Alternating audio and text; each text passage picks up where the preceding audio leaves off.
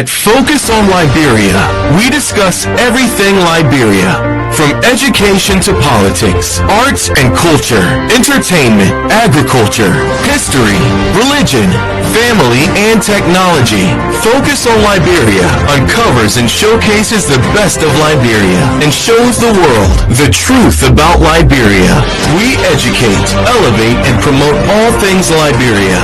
We conduct interviews, panel discussions, debates, and more. Tune in to Focus on Liberia on Facebook and YouTube and be a part of the stories that make up the news. This is Focus on Liberia, and I am Dennis Ja. Well, hello. Welcome. All those far and near, it's Sunday once more. Welcome to On Point here on Focus on Liberia. Thank you for joining us. Please take these few first seconds to share the show as we get things started. All right. So we've had an interesting week in Liberia. Many things to talk about. But of course, our favorite subject is politics. So we're going to talk some politics today. We had the CMC coming out earlier this week and showing their power and showing their projects. And we had the ANC coming out and having its first convention post-election. We will talk about what happened to the ANC. We'll talk about their convention. We'll talk about the newly elected leaders. We'll talk about what lies ahead. We'll also talk about the CMC. We'll talk about the traction they are gaining. We'll talk about the presumed attack that the CMC has cried or decried from coming from the Unity Party government and on its political leader, Musa Belete. And we will dig into that to see, one, is the cry real? Two, should there be a cry? And three, how do you go about coming against that? So we'll talk about those things. First, let's introduce our panel guests, our regular Sunday panel guests. Go ahead, Mr. Booty. Doctor. Thank you, Mr. Tao. They come up, boy. I won't be respecting Anyway, no, it's great to be here as always. Looking forward to a great show. Nice to be here. I know I was going to ask the question whether Mr. Tao and our own political party will be discussed as well, because it seems like today's show is all about Michael Patmo and Mr. Nangwe's political affiliation. So, Mr. Tao, let's try and start on a political party. I think we can talk about you here. We have to. Where's our host going? Okay, well, welcome to our viewers. You're muted. All right. Dr. Booty, please let me apologize. On my mistake, it's better we can't apologize. We're not equal. I know you're the chief. So I apologize, chief. Slip or tongue. Mr. Tao, who corrected me? Go ahead.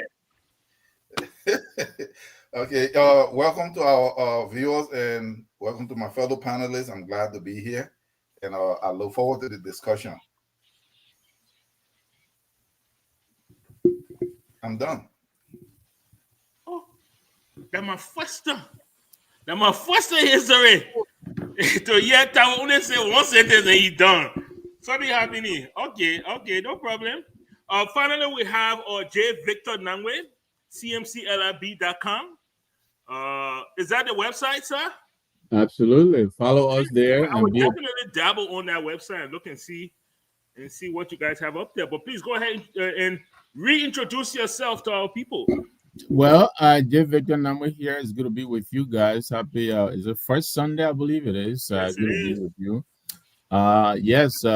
cmclib.com. That's where you go to sign up and be a part of the movement. We invite you to join us. But let me also welcome our audience. Thanks for joining us. Please do share the show. Invite a friend and let's talk Liberia. Awesome. Thank you so much. Sir. Let's just jump into it right away. So rape allegations. We didn't hear anything here. Ellington, CDC town, a waste. Now we're back to Joseph Boyka town, and we're still struggling with the rape allegations in Liberia. Not just rape allegations, but rape against minors, rape against children. So late August, a 14-year-old reported to the police that she had been sexually assaulted. And that rolled out the latest rape allegation. The thing that really heightened this was that the rape allegation was against the deputy minister of youth and sport. And everybody tensed up to see how the government would react to this. So first, let me play this 3-minute clip. Bear with me. It's from the police, and then we can talk a little bit.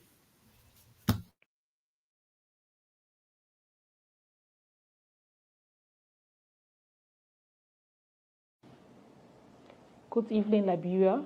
I'm Assistant Commissioner of Police, Susie T. Tele, Head of the Women and Children Protection Section of the Liberia National Police. I bring you this statement in response to a matter that has generated significant public attention and concern.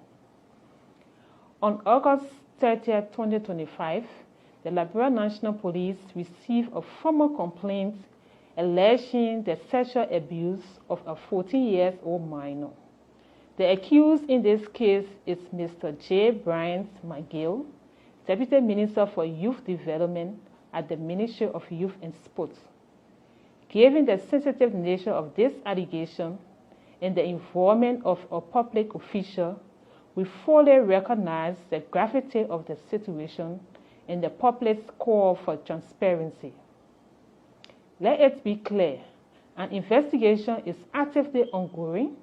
The case has been referred to the Women and Children Protection Section at the Liberia National Police Headquarters, and we are working in close coordination with the Ministry of Gender, Children and Social Protection, the Sex Crimes Unit at the Ministry of Justice, and relevant forensic and social service teams.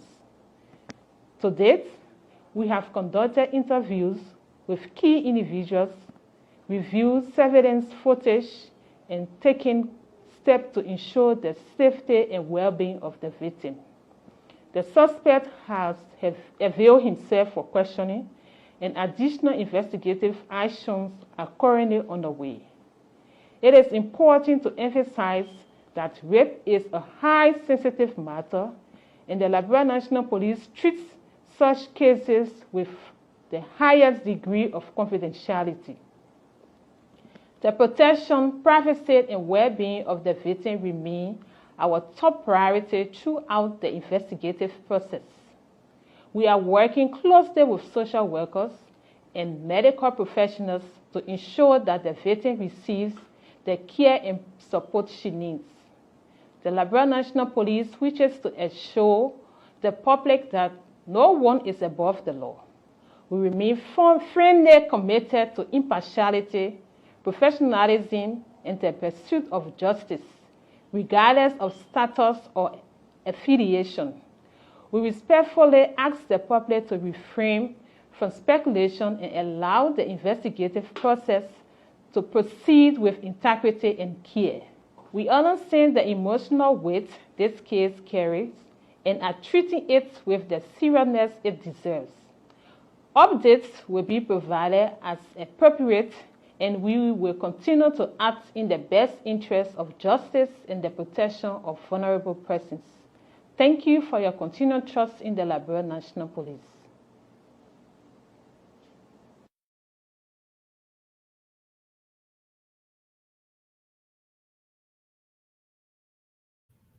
There we go.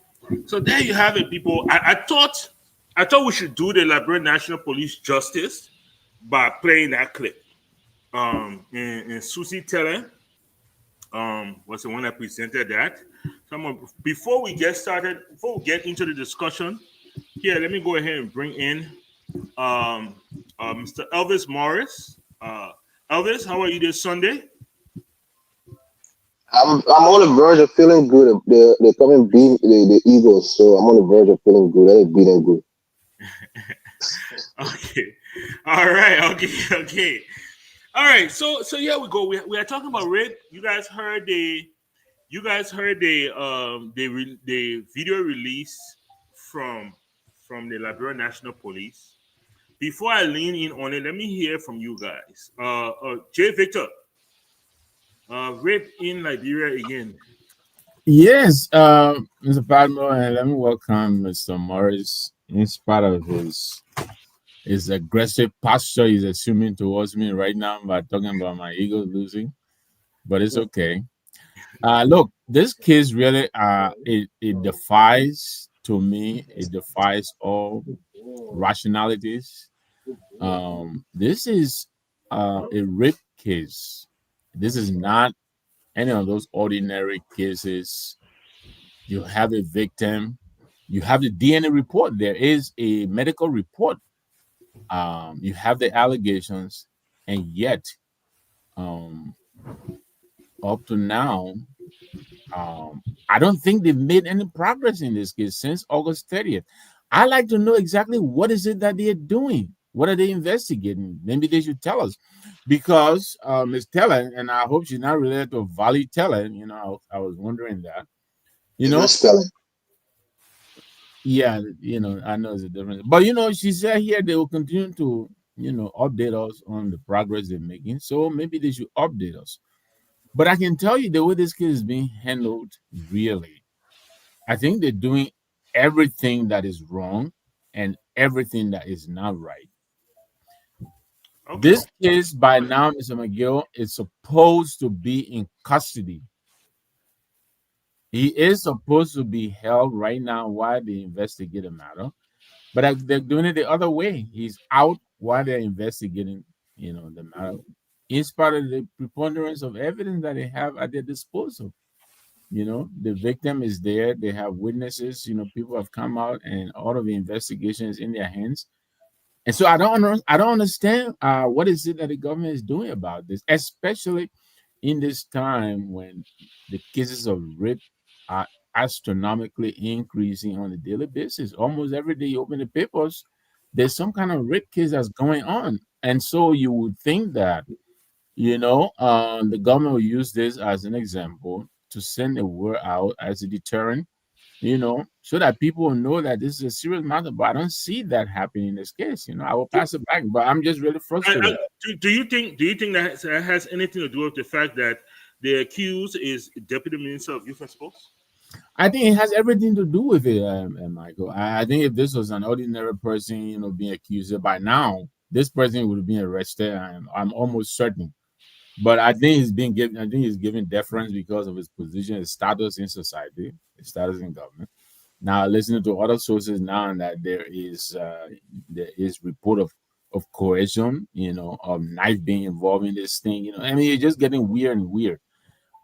What is puzzling is the lackadaisical attitude that I think this government is assuming about this case. I'm surprised. Well, okay, all right. Mr. Tao, my man, we're talking about rape in Liberia again. And this time it involves a Deputy Minister of Youth and Sports.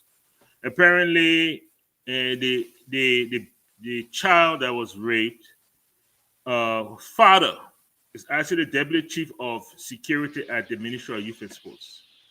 And this child will normally carry food. When the woman finish cooking in the evening, the child will carry food to her father. Morris know about something like that. Huh? I said Morris don't know about that. He don't know about something like that. The child will carry cooking in the evening? Cooking one time in the evening? When the old man cook for the child to carry the food to the papa at work, he was too young. He don't know about it. Yeah. But go ahead, man. This is where we are right now. What do you think? Okay, so look at what happened here. I will look at this two ways, right? Uh-huh. The first thing here is that I really don't trust the Liberian government when they say they're investigating. So for me, that is where I actually really have a problem. Because how many investigations have we heard about that didn't go anywhere? anytime they say they're investigating, it means they're never really going to yield any kind of outcome to really prove anything. So for me, that's where I really have my problem. And then moreover, and usually when they say they're investigating and when they don't go anywhere, it's always when somebody's working in the government or somebody have close ties to the leadership. Okay. Wow. So for me, that is one troubling area. Okay. But however, I will say this, that I'm not a fan of whenever there is an allegation, because remember, there is the law that say what? Innocent unless proven guilty. When Yes. they say an allegation, because we listen to, not that I really trust the police, but based on what she just read, if we take that at face value, that they call the person for questioning, if they have DNA, have they ran the DNA? Is it true that the DNA it belonged to this guy? And all of this stuff, so he's a suspect. What has happened here, because if we want to go back a little bit, here in the US, they themselves started to abuse that. Because instead of the law being practiced, it becomes something that is not a witch hunt. The moment there is an allegation, the person is already completely destroyed. And then what happened? In the end, the person is acquitted, or even it doesn't even go to trial. But what happened? The person already been destroyed. We see that happening over and over in the US. In the UK, where Dr. Booty is, the little kid missing Greenwood, he was completely destroyed over some allegation of rape. He was kicked out. He lost money. His career was over. He was kicked out. A promising young man. What happened? He was acquitted. There was nothing. There was no real truth to it. And Man United themselves, they saw it. They wanted to bring him back. But there were groups that say no. One, he was accused, even though the law proved that he was innocent. So this kind of stuff, hey, the person should be fired, they should be in jail because of allegation, not just rape. But because if we talk about the law, then we have to look at it that way. Okay. What happened? They said we don't need him. If you bring him back, we'll demonstrate. So the kid ended up in France. We saw this with this coach, the Boston coach, where this guy was accused of being with somebody. But so I don't want us to get into that kind of stuff where the moment there is an allegation, somebody's destroyed. So let me ask you a question. Investigation. So, I hear what you say. Investigation, right? Okay. Yes. So far, from what you've seen and what you follow, do you have confidence that a proper investigation is occurring right now as we speak? So that is the point that I just made earlier, right? That is the how they call that stuff in the stuff, catch-22 or something like that. I don't even really believe that the police is carrying an investigation. I don't believe that, because I have to say that based on history, right? Based on things that have happened before. Anytime the case with them, I don't believe they're carrying an investigation. One of the things here that seems to be, I won't say hampering, but one of the major things that seems to be in the middle of all this, right, is Liberia has a law that has made rape non-bailable. I don't know the thought process behind it. I understand the thought process behind murder being unbailable. If somebody has the propensity to kill people, you don't want him on the streets, especially if you have evidence, to support that. You say, we can go to court here, but we can't put a man back on the streets about he kill somebody else. I understand the accusation of murder being unbailable. I do not understand the accusation of rape being unbailable. And because of this, because of rape being unbailable, it seems like the police now, the Liberians, they are hesitating to arrest, because once you arrest the guy now, he lock up. You understand? Yeah, and him, he can't get outside again. He can't. Mr. Padmo, you're right. And so they're giving the benefit of the doubt to the government official. That's what you're saying. No, I understand why you are going, and I think rape should be unbailable because it is just like murder, right? Because that act actually take complete life, like it destroyed that person for the rest of their life. Is something that it can never recover from. So for them to not be able to get bail, I think that's good. But the point I'm making here is that, like you asked, I don't think the police is carrying any kind of investigation. I doubt it. I really doubt it. Because how many times they told us these things and they spoke and they were not doing anything, and they just wait until something else happened and then they sweep that under the rug. Okay. So I don't think they are. But my point here is that why it's not just why rape is very serious and murder is very serious, but just like anything else, if the person is accused, and this is where it's so difficult in Liberia, right? Because since they don't investigate anything, especially when they have to do a government official, then then you can't give the government any benefit of the doubt because you know that they're not going to investigate. You know that they're going to sweep it. So that's where people agitate and say, you know what? Just like our brother Nambe said here, that if this was a common person, they won't wait for there to be actual proof, right, for everything, because once they say it's rape, the person will already be behind bars before they look into it. All right. But because of this guy and he's in government, and you'll be surprised that most of the so-called representative senators and everything probably didn't set to the sea that they somehow, just the minister, whoever, that something like this will come up for them, so they drag their feet. I hope not. Okay. And it's sad, actually.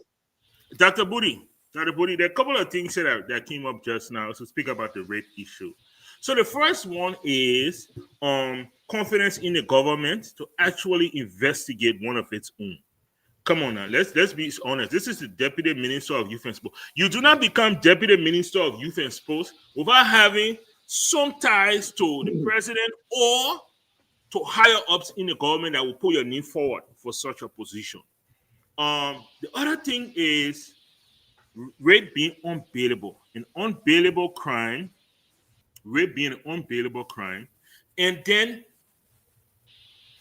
once the police arrest you and charge you, now you're there until you go to court, and nobody knows whether you're going to court. Speak on this for me, please. I think maybe 3 weeks ago we were on here and we spoke on this issue when it first came out, and I'm really shocked at Mr. Tao's position on this because I expected him, based on what his position was last time, to go down a completely different route as to what he went down. So at one point, he's saying that there are a lot of false accusations of rape that is being leveled against men across the world, and obviously he used the UK as one of those examples. And I'm one of those who believe that is rampant. That a lot of women, as unfortunate as rape is, as horrible as it is, as destroying it as it can be, many of them try and weaponize the accusation and destroy the lives of many young men. So for you to say that on the one hand, and then say that you're happy with it being a non-bailable crime, then the two things don't marry up, right? You can't say, well, people could lie on your knee and you could get arrested, but then okay if they don't bail you out, right? Okay, that don't really add up. But let me just take it back a little bit. When Mr. Tao talked about the catch-22, this is a catch-22 situation. And what I remember Mr. Tao talking about in the position I agreed with him a few weeks ago is, look, this is a situation where the Unity Party government under Ellen Johnson Sirleaf decided that since Liberia did not have, and this was my understanding, an age of consent, right, for people to have sex, when she came into power, she needed to put something in. We need an age of consent. We're going to copy, like Mr. Powell will say, something from the West, right? So since they're doing it in America and other Western countries, let's have age of consent in Liberia. Now, instead of doing what Mr. Tao said 3 weeks ago and investigating and talking to the Liberian people, looking at our culture to see what they're going to set as an appropriate age of consent. And I gave you an example, which I gave 3 weeks ago. Italy has an age of consent of 14. Germany has an age of consent of 14. Romania has an age of consent of 14. The UK has an age of consent of 16. There are countries across Africa that has age of consent as low as 12, right? I'm not saying I agree with these various ages of consent. I'm just saying you have to, like Mr. Tao said, which I thought he was going to go back to, look at your culture. These guys set an age of consent that is not comparable with our history and our culture in Liberia, right? That's the first mistake. Secondly, they've made rape a non-bailable crime. Now, I don't think it should be, because here in the UK it is billable, right? It is a bill unless you committed rape before and you've been convicted of it before, then no, you can't be billed. But where you have no criminal record and there is no history of you being involved in crime before, you can be released on bail, go about your normal business until you go to court, which I believe should have been considered in the context of Liberia. They didn't do that. That's another mistake. And then they did not set up a system that will expedite the trials of rape cases in Liberia. So And you've what got that a cloud waiting for you to number of reach. you've got a number of young people sitting in prison, languishing, their lives going to waste, right? Guilty or not guilty. I'm not going to talk about their guilt, because we live in a country that you are innocent or should be innocent until proven guilty. All of these guys are languishing simply because someone made an accusation.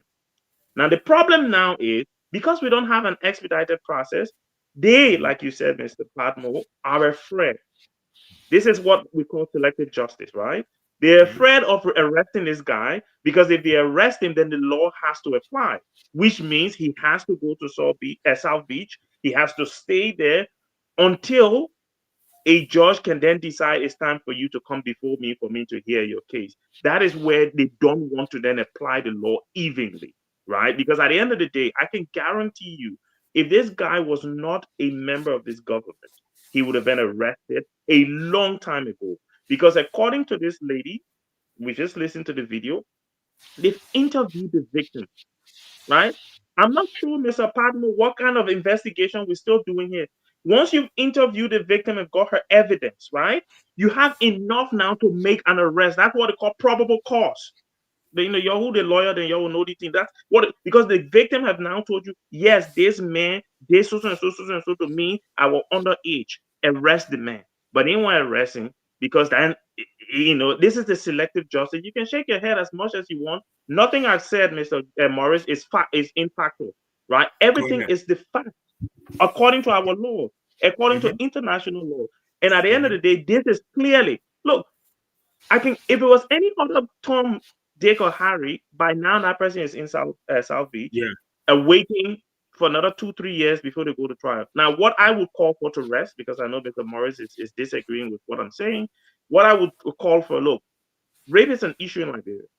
And until we can start to demonstrate to the Liberian people that we're serious about tackling rape, they would not stop doing these things. So we need to set up a special court to expedite the prosecution of rape cases, so that we can start to punish those real perpetrators, so that people understand when they're giving you 10 years, 15 years, 20 years life, that, hey, this thing is a serious matter. I'm gonna not do it. Because this is something someone said a few weeks ago. I don't know how true it is, and I'll end on that.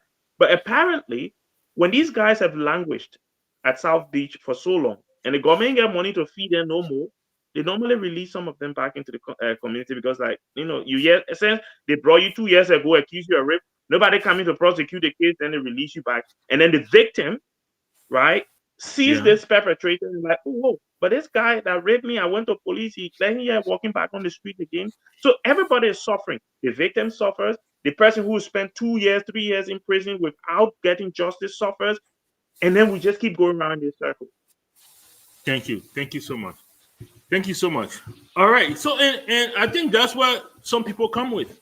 Like, some people are so fearful because they could be innocent. You know, it could have been consensual. And now all of a sudden, health have no fury. Then a woman scorned.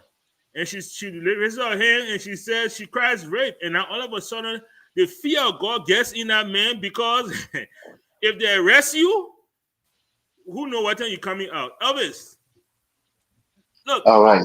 The issue of rape in Liberia, the fact that it's non-bailable, the fact that now we have a government official. As a matter of fact, we actually have two government officials. We're not speaking about one. We have two government officials. One is from the Ministry of Youth and Sports, who's a deputy minister who has not been arrested, was only called in for questioning and released. And then we have somebody from the Ministry of Agriculture, who is of a lower tier. We're not sure what his connections are, but he was immediately arrested, and he's behind bars right now while the police is investigating. Let me hear you. All right. Thank you, Mr. Palmer. Look, Let me just, clearly state that I'm against rape. People who are my friends or associates who are even dealing with underage girls, I cut off my relationship with them. In this very country, I had a strange childhood friend who was accused of rape and was in jail for about a year and a half.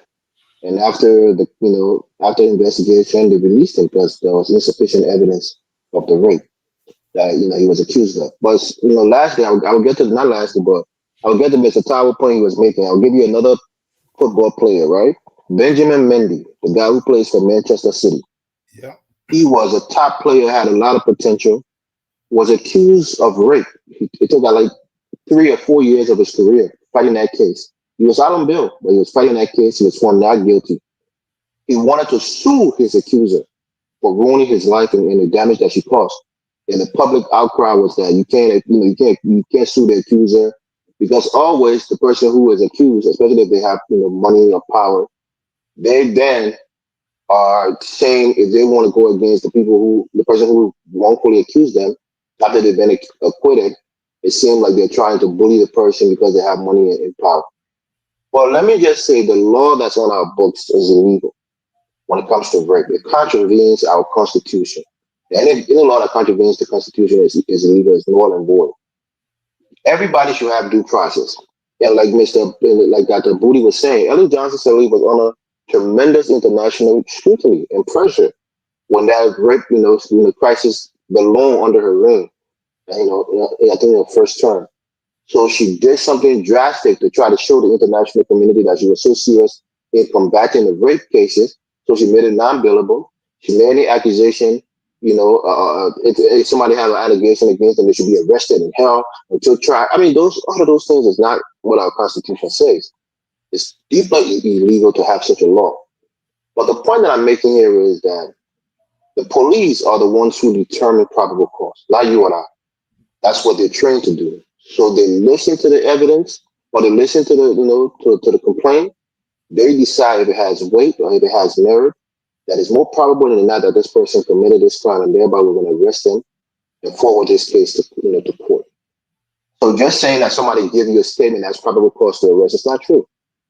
If somebody come and tell you, if somebody in your part tell the police that one man called that the booty, he was here yesterday, he came and raped me, and then they do an investigation and realize that don't use me no, as no, your please, example.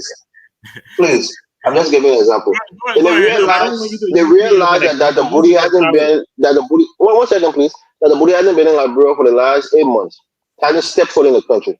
Do you expect them to look for you to try to arrest you, even though there's no correlation I or have been in the country in the proximity? last 8 months. That's why I tell you, I'm call giving somebody a, for me. That's I'm another giving an guy. That's example. another guy. That's the bully. He's talking about you. Yeah, I'm giving an example. I'm just giving an example. So the veracity of the complaint has to be weighed by the police. Then they will decide if it has merit, and that person should be arrested. But secondly, my last point here is that Mr. Palmer, you were saying something about the other guy. The other guy was actually caught in the act. When you mean His according situation, according to that. he was with the young girl in the room playing loud music. Young men from the community went to his room and beat his door down and took the little girl that he was having sexual intercourse with. Let's speak straight now. Okay. Was he seen having sexual intercourse with a girl, or he and the girl were in the room? He and the girl was in the room. Okay. The underage girl, listen up. The underage girl in the community, both of them was in the room. Okay. And he started to play loud music around the community, and people knew what was going on. And that's how the women from around the place called young able-bodied men to go in there and get the little girl out, and then they called the police, and that's how they arrested him. So he was arrested for taking an underage girl in his room and playing loud music. That's what you just told me. And the girl also filed the girl also filed a complaint. Yes. So this is what I'm saying. It's two different things. But on this other case, I don't know. The guy might be guilty as sin. But the point here is that the evidence, you have to look at it how how it's building up. Let me ask you a question. Do you believe a 14-year-old girl going to the police on a Saturday evening or Saturday night and with her parents and saying, I have just been sexually molested? And they asked her, they said, who molested you? And she said, Uncle McGill, my pa boss man. Do you think that should be enough cause for him to be taken off the streets? 14, let me repeat, 14-year-old girl going to the police and saying, I have just been sexually assaulted, I have just been raped. My uncle, my papa boss man, has sex with me just now. And the only time he did it 2 days ago. When I came my papa fool, he saw me today again. He called me again in his office and he did it again. Do you think that should be enough to warrant an arrest to begin an investigation? No, it shouldn't be enough. Wow. The evidence that the police will gather initially would determine if the allegation is credible. You have to look at that. But secondly, let me say this, right? Hold on now, Mr. Pamo. Mm-hmm. One of the things first happened, we've been hearing different, stories, right? Accounts. The first thing we heard was from the father who said that his daughter had been seeing this guy, and he's been trying to cut off the relationship between the two of them because she's underage, and she defied him and kept going to him. That was the first thing that we heard. That was the first thing that the father was saying, that his daughter was be raped. By the way, no, that's what I'm saying. I understand this, but now the complete story now is that she was raped on the knife point. Not that they had some kind of relationship that the little girl was having that was inappropriate with an older guy, but now the whole thing has changed, that the guy put a knife to her throat and raped her. But before, it was that they were having some kind of consensual relationship, although it was statutory in nature, being the age difference and the age of consent not being reached in this case. But the last thing I'll tell you, Mr. Padmore, is that if you're making the point that the little girl came and made an allegation that this guy raped her, right? Police, I'm not a police person, I'm not a law enforcement person, but it's two things. Proximity, right? Was this little girl and this guy in the same vicinity last night? Can you establish that for the first thing? Is this allegation true based on the scientific evidence that you can get through semen or through abrasions or whatever? And then if you have that evidence, they have probable cause to arrest him. But just the mere allegation itself is not reason for arrest. There are two things you're speaking of here. Like when you start talking about scientific evidence, you're talking about court evidence, right? The police does not need court evidence to arrest somebody. No, Mr.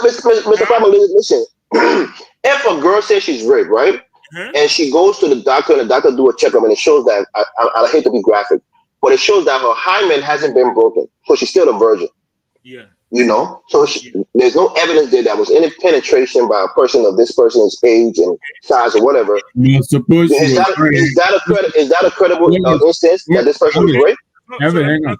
Suppose you're already having sex with somebody else. I mean, she was not a virgin. So and that feeds the evidence point that he's making as well. It could have been with somebody else, and not necessarily him. That's where the female. A couple of things here.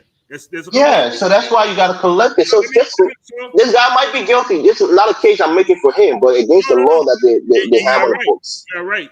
What I'm trying to push on is there is preliminary investigation, and there's investigation to take a case to trial.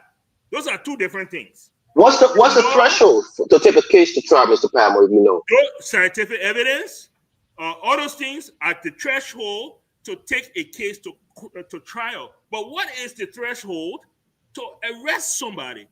Remember now, the law also gives the police 48 hours to arrest somebody, to question them, to do preliminary investigation before deciding whether they are going to charge that person. Yeah, but they question the guy, right? The lady in the video said they questioned him. They brought him in for questioning. This is where it's at the police discretion, right? If they question him and realize that maybe her story and his story doesn't, whatever the case may be, they decided not to put him on the arrest. That's the thing. That's the question for the police now. Yeah, they have to explain to us what caused them not to hold him, because if the evidence didn't match up, if they didn't have any weight or merit to that, to arrest him, then the police have to tell us. That's the point that I'm making. So please, Mr. Langway, before you give, I'm coming to you. We're not leaving the topic. I'm coming to you. I'm going to go one more time. Now that we kind of have a full view. So, Mr. Langway, I listened to the IG, right? The IG held a press conference. The IG said that Saturday night, the young girl was the one that approached the police and informed the police that she had been raped. Okay? The police then gave her a voucher and sent her to a particular clinic and said, go to this clinic and they will what do you call it? We call it assess, but they will examine Yeah, you. do a rape kit, yeah. Examine you. They will examine you, right? They will collect evidence if there is any, and then they will know how to package it and get to us. This girl and her family left the police station, went to the clinic. The clinic was closed. They were informed by the security at the clinic that the clinic is only open Monday to Friday. This was Saturday night. The family then went back to the police station and said, "Oh, the players saying, oh, the port closed. Oh, they say they're not opening till Monday." The police then told her, "Go home, don't take back till Monday after you come from it." Hey, That's what the police told her. Go home. Don't take back till Monday. I don't know whether they told her don't PP till Monday, but they did tell her, do not take back till Monday. And that's how she went home. Please tell me now. This investigation is supposed to be happening while this guy is walking free. This is how the evidence was handled. Right. And that was the point that I was making, that there seems to be preferential treatment here that is being given this government official. So the narrative you're giving there now is, look, the onus are being placed on the accuser. You know, why is he being put through all this? What about him being brought in to do the investigation? What about him being held while all of this is going on? And so I think the burden of proof, yeah, I mean, I think the way this is being, look, let's remember this man was going to work. He decided of his own accord to take a leave of absence. The government of Liberia did not do anything until the public outcry began to rise. Before the government of Liberia, they stepped in. And this is what concerns most of us. It just seems to me like the government is going about this case in a slow motion. And what that does is it sends out the wrong message to additional would-be perpetrators, because this is not being used as a deterrent. For me, this is really what concerns me, especially on while we're in this period where these cases of rape, are being reported almost every day. You think this would be an opportunity for the government to send out a message? Yeah, I understand, the point being made by Elvis and Tao, respect the rights of the accused and all of that. But we all know, yeah, cases of rape, these are not like the ordinary, cases you take to court. There is a lot of leeway, a lot of leeway that's given to the accuser. The lean in favor of the accuser. The assumption is that the allegation is true, and this accused has to come and exonerate themselves. That's how, as far as I know, that's how they go about these cases. But Mr. McGill was going to work, like I indicated. He was doing his normal thing. He could have taken flight for all we know. He could have gone out of the country and traveled anywhere else. He was having, Nobody has seen his him. normal life. Why this little girl and her family were being subjected to all kinds of inhumane treatment, Don't take a shower for, from Saturday to Monday. That came from directly out of the mouth of the IG. Yeah. So, but to his thing. But anyway, Dr. Booty, you heard. So this is what I'm thinking. This is what I'm thinking to myself. In my own layman view, right?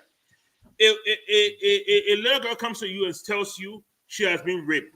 Immediately, from the top of her head to the soles of her feet is evidence.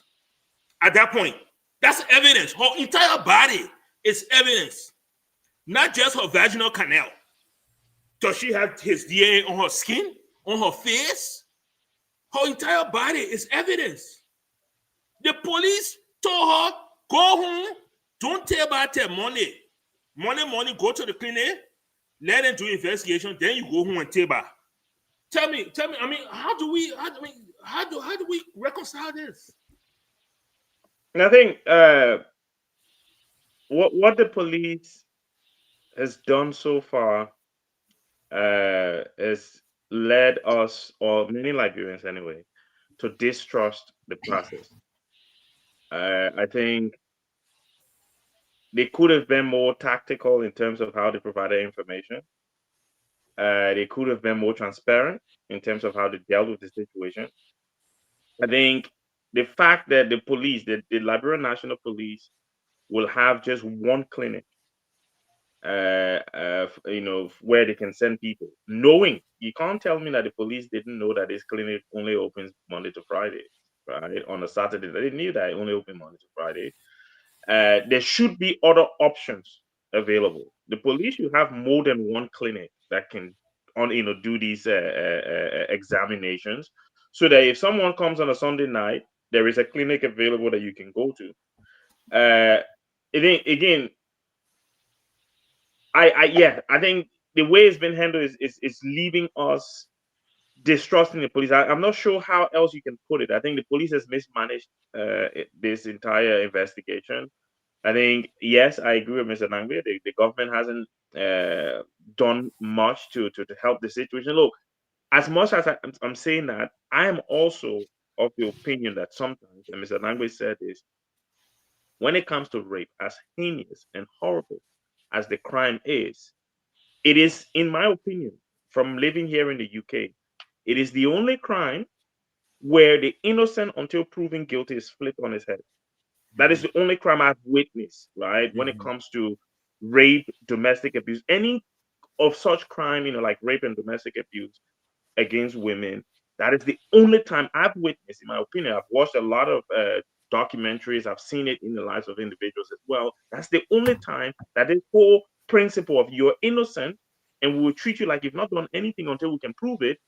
It is you are guilty until you can prove to us that you're innocent. And I think the way that we're talking about even the Mr. McGill now suggests that we're even buying into that notion that he's guilty until he can prove that he's innocent. And unfortunately, that's how we've been coined by society to basically think about rape. It's a horrible crime. And I'm with Mr. Morris. None of us on this panel would ever accept rape as something that should happen. Anyone that we know that does anything similar, we will definitely disavow ourselves from them. But at the same time, we have to be fair, right? The law has to, and Mr. Morris, I'm going to thank you for what you said. I'm going to do some research on that to really understand the conflict between this law and our constitution. That's a very brilliant point that you made. I want to appreciate you for that. And I'm going to go and look, because if it is, then someone needs to speak about this, right? Because we can't continue to go down that route. But the police has messed this thing up. The government hasn't helped. But then again, if the government has suspended the man, then someone will say, but wait, not you arrest the man, how you suspending him? Why would you suspend someone when the evidence is not sufficient to arrest? And those are some of the things we need to consider. What's that threshold for probable cause? Like Mr. Morris said, if I catch you in a room with a girl, I want that a definite probable cause. Nobody needs to ask me for threshold. But this one, where the evidence hadn't been collected and maybe contaminated because she had to wait 2 days, right? It's difficult then to make a case to arrest someone. And thanks again, Mr. Patmo, for bringing that information, because that's new information that changes the way that I see it. That, okay, maybe he shouldn't have been arrested because the police have, again, like they did with the Capitol fire thing, have messed up the evidence so badly that people are questioning the evidence instead of the alleged crime that was committed. Mr. Tao, I have a question for you. I'm stuck on this bill because I really believe that if this crime was a billable crime, this guy probably would have been arrested. He probably would have been allowed to post bail, and he would have gone home to his family, and the police would have done the investigation. Do you think we will be talking differently if he had been arrested on that weekend, held for a couple of days, and then released because of lack of evidence? Do you think, Mr. Tao, do you think we will be looking at this any differently than how we are looking at it today? Yeah, we still would. We'll be saying, oh, you see, the men are government official. Even though I don't have trust in the police, but let's just say for this discussion that the police was actually capable of actually investigating and actually putting something tangible out there, people are going to cry out even more. We're all probably going to cry out that, you see, this guy became a government official. They came over there, they said there was no evidence. Okay, but look at what happened here.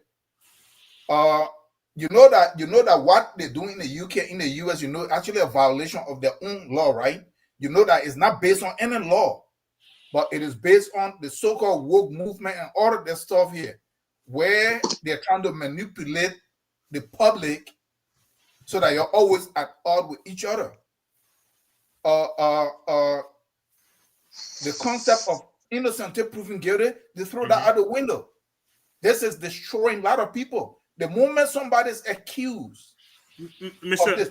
Mr. Tower. Let me. Yeah, go ahead. Let Let me me real say quick. this. Mhm. You know Dennis Alves. He played for Barcelona, Brazil. Danny Alves. Yeah, Yeah, Danny Danny Alves. Alves. Yeah, Danny Alves. Yeah. And Danny. He started playing in Mexico. European This football. young man is there doing his stuff. Very handsome guy, very wealthy. Women are throwing themselves in the club. All of a sudden, there is this allegation. This is an allegation. No law, no proof. No, they held him in jail for over a year. Destroy him. No, Mr. Tao, that's not true. That's not true. Okay, but He you're was trying to make actually tried. He was tried and found guilty by a lower court. No. And then was But you know how serving long his he was there sentence in jail whilst before the trial? appealing. Yeah, but listen now. He was No. He was. I followed the case. No, Dr. Booty is right. Dr. Booty is right. Listen. Okay, No, we're he not wasn't going to relate the held game. We're not going to relate Janet Evans' case. But make your point. I'm not giving you a His scenario. point is bigger than what he's trying. Yeah, go ahead. Yeah. So It's destruction of lives. He was destroyed. He was held from that December, November, all the way to the middle of like in 2023 or 4 before they went to try. And when they wondered what happened, there was no evidence. Actually, they could not really prove much. But what happened? He had lost all kinds of stuff. So why it is true? You see, these are the complexities that we deal with when we grab something from other people and we just put it in here. This is what. Okay. All right, Mr. We are not trying to look at ours. These people are making mistake in their own society. We grab the same mistake based on some agenda that certain groups might have. We take it and we shove it right. Are you talking about agenda, Mr. Tao? But I mean, okay. Look at. Let me. No. Wait. Women. There's a history. There's a history of the treatment of women since the dawn of time. There's a history of slavery. When you put the tag racist on a white person, right?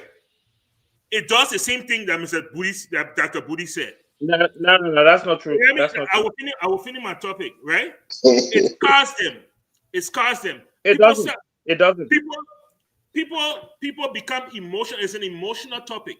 When you call a white person racist, if you say that person was racist towards me, I'm not equating it. I'm not equating the two. I'm saying it has the same reaction, right? No, Mr. Partner, don't go down that route. That's not true. Women from the dawn of time, right, have been under this subjugation of men. I mean, there's evidence across the board where they have been mistreated in war, right? I went through the Liberian Civil War. I went through different times of the Liberian conflicts when women were raped. There's so many things that they've been subjected to. So now, what does that do? That causes an overreaction to protect. And that's where we kind of find ourselves right now. Yeah, I agree, Michael. I know, Dr. Budi. Look, the law. I'm coming, I'm tagging on to Michael's point. The law is always accommodating to the weak. You know, that's why the law, takes a favor towards children, towards women. And I wanted to look at it in this context. Yeah, but not towards black people. Yeah, so Mr. Padmo, equating that with racism is not true. Yeah. Okay. All right, Mr. Morris. Because when you tell a white person they're racist, they become defensive, right? And then they make you the victimizer. Yeah. I can call a white person a rogue. Don't react. Are you 10 seconds about Mr. Tao is fitting before you say we mistreated? Mr. Morris. Are you 10 seconds about Tao so you can learn? 10 seconds, please. Mr. Tao say when I finish, so I get 10 seconds. You already made his point. No, I was talking, and you said okay, you want go to ahead. Go ahead. You got 10 seconds, Chief. But look at what happened here. When you try to use stuff like the war and all this stuff, you see, when you talk about women have been abused and all this stuff, the whole feminist movement, you have to try to go back to the feudal era of the Europeans, and you have to first look at the culture. When they are going through this stuff with the women, what is happening in Africa? So you see, we take something that movement does not belong to us. The way in which we see things, you know that just a woman going into the kitchen to cook and bring her husband food to serve him for him to eat. You know that in the European context, that is considered subjugation. That is considered abuse of women. This is why the relationship, This is one of the major struggles. That's an extreme view. But go ahead. No, I'm just giving something. Don't say something on the piazza to say. Ya tienes a good video, man. We both want to tell us No, let Mr. Tao the point I'm making, don't take something from here and put it as our problem. Okay. You're talking about the wall. Let me just land on there. You're talking about the wall. Now, let me tell you. When you and your wife walk in the house, she brings you food today and you bring her food tomorrow. That's nothing to do with. But if it is your expectation, and once you walk in, you sit down, she must bring your food and take your shoes off, that is subjugation, and you know that. But that's not subjugation, Mr. Nambe. That is not subjugation. That is not. We will not go off topic, please. This is not a women's suffrage movement. Okay, and you're talking about the wall. Yeah, you're talking about the wall because that's one thing you made, and I want for us to not make this mistake.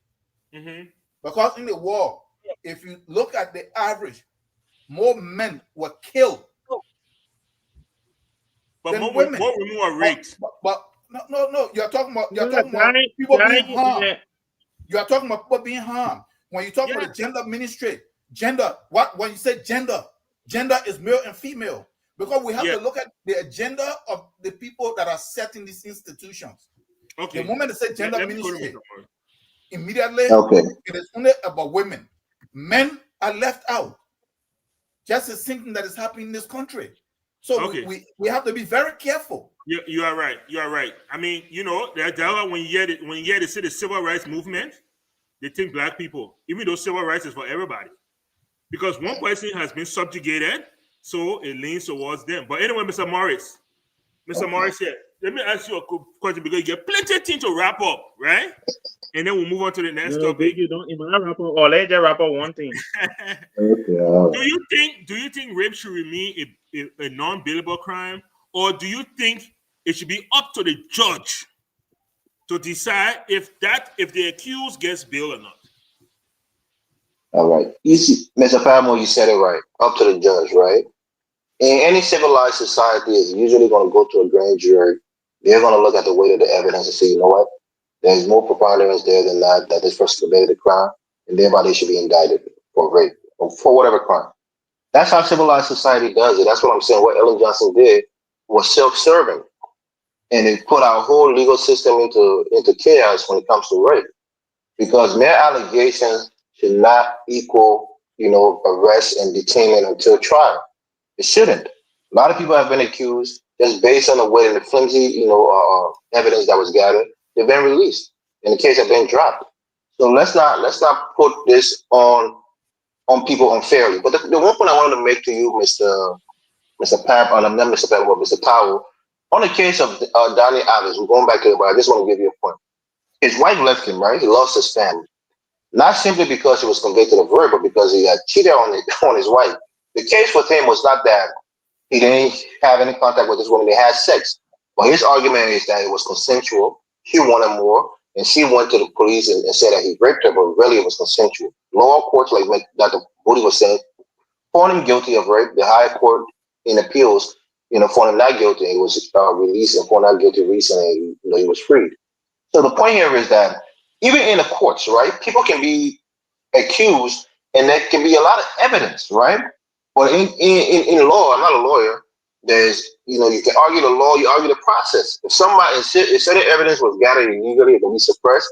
If somebody writes, the accused right was violated when he was being arrested and prosecuted, he can be let off just based on technicalities, right? So sometimes a person may be guilty of the crime, but they can be let out based on certain, technicalities when they're in court. You have a good lawyer, they can find some loophole that can get you off because they didn't gather evidence the right way or they violated your rights and so on. But lastly, let me say, okay, go ahead, Mr. Babin. Go to the last thing now, before I ask you. So even with all of the thing that Ellen Johnson did, even with all of the laws we have put on the books, rape is still an issue in Liberia on a vast scale. So obviously what Ellen did was ineffective. What would you recommend? I said it on the Friday show, and I think some people agree with me. Perhaps you all will agree with me, right? For my father, I'm the only boy child. For my mother, I'm the only boy child. I have 3 sisters, right? A lot of female It cousins. explains a lot. It explains a lot. But go ahead. Okay, all right.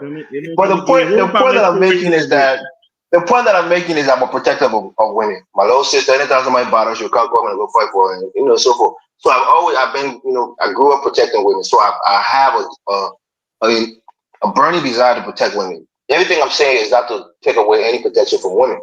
My point is that socially, we have to make rape or sexual abuse taboo, especially for us men, right?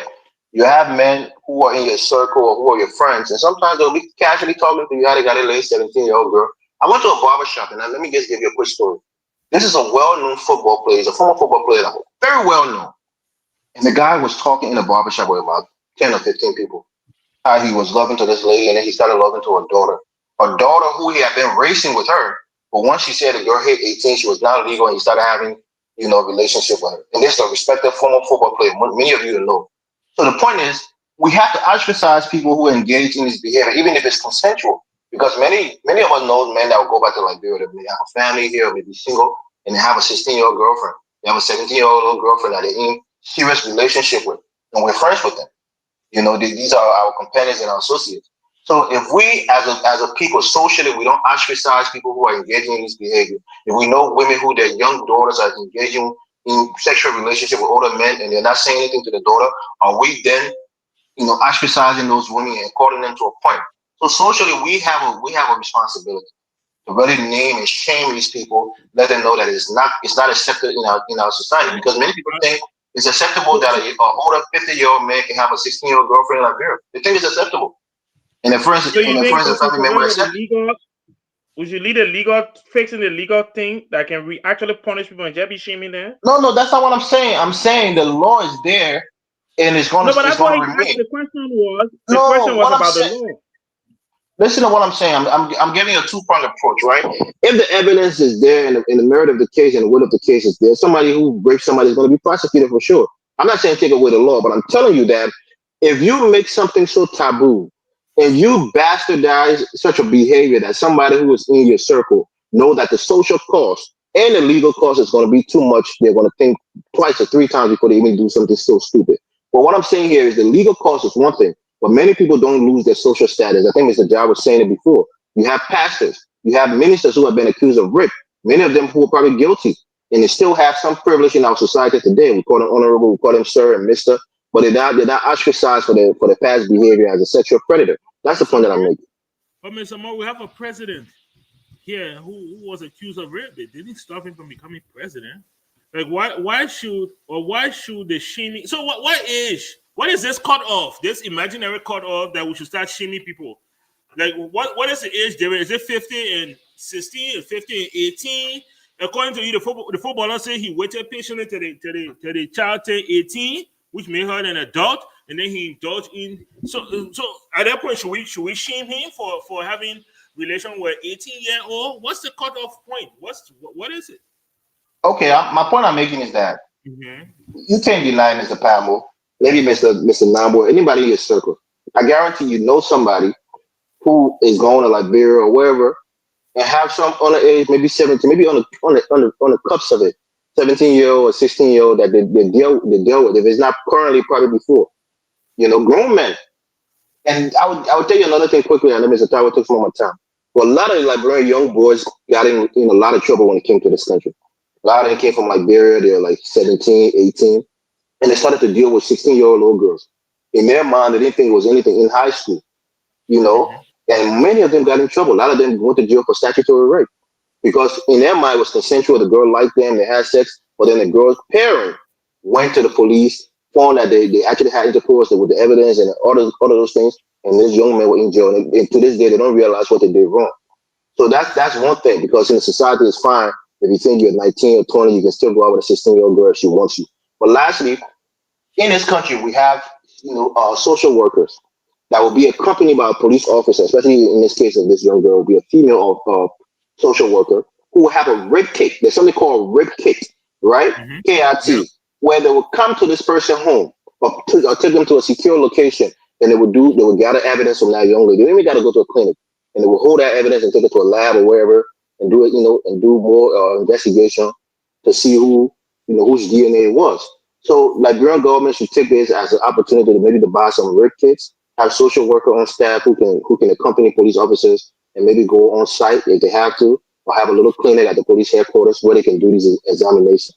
We're a poor country. We're lacking resources, so some of these things are not available to us. But this is a learning moment for us. But I think this guy, if the evidence points that he did rape this young girl, should be thrown out of jail. But if there's not sufficient evidence, there's nothing you can do. It's just the law. Okay, so yeah, just so you know that hospitals, emergency rooms, urgent care, they all have rape kits, and the way they go about that is they purchase their own rape kits, they create their own rape kits. Whenever they use it, they charge the police for it. So that's how they replenish their rape kits. So that's how they go about it. And you could do that in Liberia. If the government, if the Liberian National Police say, look, clinics, hospitals, get your rape kit. We don't have money to buy it, but every time we use it, we'll pay for it. People will buy it. I will open this thing in Liberia. I will start setting it there. So that's the other thing I was thinking about. Some hospital would just be carrying rape kits to the police over there to count enough money. There has to be a correlation now, right? The police has to order it. There has to be an order to use the rape kit. You can't just use the rape kit, right? There has to be a process to it, because evidence, there's a process to evidence. You can't just go do some swab, then you throw it in the back and you abandon it, and then it hasn't been tampered with. All those things it's a legal process. But that's one way of getting around it. So you don't have to upfront the bill. Before you know what is happening, there will be a rape case scandal between police and hospital. All kinds of money will bill to the government that the kids will be going missing. Yeah, there'll be kids going missing. But that's a whole different. What Mr. Woody just said, that's a whole different rabbit hole where you have perpetrators of rape bypassing the legal system, bypassing the police, going to the families and conniving with families to drop cases and refuse to cooperate with the police, so that just for the exchange of money, which itself should be a crime.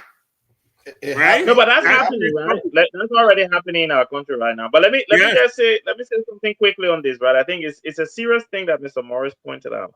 If it is true that, because I think I'm trying to think about the Constitution in my head, and I think the bill is, like the due process one, I understand. I think it's Article 21 that talks about due process, but I need to go and look at it, because if this is in contradiction with our Constitution, then some group needs to come out and say, look, we need to change the law.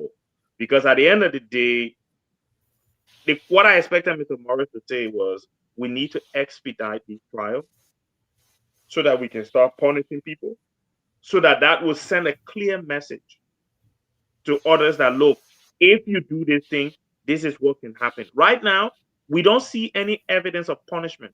All we know is you'll be in South Beach for some time, from there they release you. That's all we see. Until we can expedite these cases and start to prosecute them, and those who are guilty are sent to prison for a long time, people will because that's the whole point of having punitive action, to deter people from doing it. And until we can start, we need a specific court to start dealing with these rape cases expedited, so that we can get some people punished. Yeah. Okay. We've said enough. We said this. We could discuss this topic for the next 3 days, and I swear we wouldn't exhaust it. There's so much to it. There's so many components to it. And you just mentioned the legal. Somebody mentioned the social aspect of it. What becomes of the victim? You have a victim. According to the police IG, when the little girl went to the police station when she went to the clinic on Monday, the clinic, through examination, confirmed trauma in her vaginal canal. You guys know what? I'm sorry, but it's online. Go to the Liberian National Police Facebook page. The press conference is there. He said the medical practitioner confirmed that there was trauma. So rape occurred. Who did a rape? That is one we know. That is where the question is. Who actually did it? Whether we don't have the subject of consent is not possible under our law. So nobody will come here and say, well, maybe no. Trauma occurred. And the question now is, who did it? Was it McGill? Was it somebody else? Was it somebody else in McGill's office? CCC camera captures the girl 6:30 Saturday entering the SKD where you have the Ministry of Youth and Sports. She was on the premises. She took her power food. So that part is established. The police say when they did what they call it, GSM positioning or something like that, it showed that the minister's cell phone was in police academy. So there we go. And that's what caused them to police. So proximity, that's why I always say, I said in the beginning, proximity is also an issue. If the two people are not Mr. Morris, police academy, not proximity, far from SKD. That's what I'm saying. So the proximity is too far apart for them to be in the same location at the same time as the rape. That's what I'm saying. Yeah. So those are the reasons that maybe they didn't. That's the point I was making when I was giving my example. When you said, "I'm not calling you," because we're on this side, the other person we're on this side. Mr. Number just went like, why you calling me? So, but then again, they're in the C setting, right? Come on, Mr. Pablo. No. Pablo, Mr. Pablo. No. Wait. Well, okay, you're waiting now. I mean, Mike, listen, we've gone 1 hour and 30 minutes. I think Academy, is it really that far? Oh. Is it really that far? That's the first question. Wait now. Yeah, but Mr. Pablo, that's not the thing. No, listen. No, 1 minute. She said that it happened in his office. Yes. Right. So if he entered the building and he's all the way at police academy, how can it be happening in his office? Well, how accurate is GSM positioning? Oh no, my brother, no man. That cell phone. Those things are very. It's usually based on the nearest tower to that person who ping up that tower. How many towers do we have between? Remember, I'm talking about La Bureau. How many towers do you have between SKD, Yerebe Junction, and Police Academy? I don't know the science. No, I do not Mike, know the science. But then again, GSM position the triangulation that is pretty precise. That's science. I mean, these are angles. Okay. They can be very precise. Okay. If they use it properly, I think they can very well pinpoint. I mean, it's the same GPS that we use. They can. Did he have his phone on him at all times? Did he leave his phone in the car? Did he leave the phone in the car and send a drawer? Maybe he got two phones. Maybe he threw a secondary phone to the office that day and me for a police academy. Maybe. Most Liberians have. All right, I give up. Most Liberians have orange phone. And they get yeah, but most Liberians always carry their both phones with them. Right? Let me give you a quick personal story about proximity for me. Right, I got charged. I got a lawsuit. No, 1 second. I got a lawsuit, right, of a car accident that happened. I lost my wallet a few years ago, and somebody took my wallet and got in a car accident. It happened in Minneapolis. Okay. While I was in Plymouth, at around 9:30. Yeah, 2 different cities. It so happened that just based on my proximity, I couldn't have been in that place, and I had the evidence to show that I was at a different location, and that's how that case got dropped. It was suing me for almost $4,000 in damages. So proximity saved me in that case, and they had to drop the case. So that's the point I was making. SKD and Police Academy are in the same city, just so we know. Now, Pinsville. Well, somebody saying it's 5-5. I don't know. I never like bro. Is this so 5-5 or is this kind of within reach? It's right, Mr. Morris, without traffic, it's at least about 10-15 minutes. Without traffic. You're being way long. That's not true. No, maybe I was in March. I was there in March. How you tell me I've been there long? Because when you go to Liberia, you can take the back part to go. But you grew up in Yogi, but me, I grew up in Bago, so I know that whole area.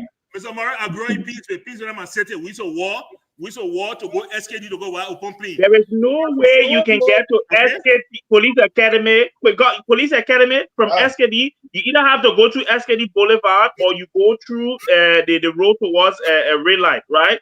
Either way, it doesn't take 10 minutes. What do you mean? It's less than that, right? It's more than 10 minutes. It's not less than 10 minutes. More than 10 minutes. Anyway, I'll leave you alone. I wish other people could confirm the real like that man growing bomber. That man no more. I was there in Moravia. Wait me, I didn't grow in Moravia. You growing bomber. So tell me. No, I left Burma since the start of the war. I was in Monrovia. I was in Monrovia in 1992 when Chancellor Octopus started. What you coming to tell me? I was living on Buchanan Street. The man come from Guinea, man. Let's talk something else. All right, David. All right, David. Like I said, we're all here. We are all here. I don't want to join that Monserrato group. If you mean to join Monserrato group, I said no. That's why you telling me I'm from Monrovia. I will not join that group. You know what, Dada Buddy? I come and join you. I can't move from there. I come and join you, Dada Buddy. Let's talk Bon County, where Dada Buddy is from. No, Mike, I said I come and leave your group. Oh, really? Oh, really? Yeah, but you would leave in Monserrato group. You even know the difference between SKD and Police Academy. Then you want to leave. Let me tell you something. From SKD, right? That EAB Junction. When if you get to the straight road, okay? So from SKD to EAB Junction, at least 3 minutes. From SKD, the stadium to the junction, that's about 2 to 3 minutes. Just from the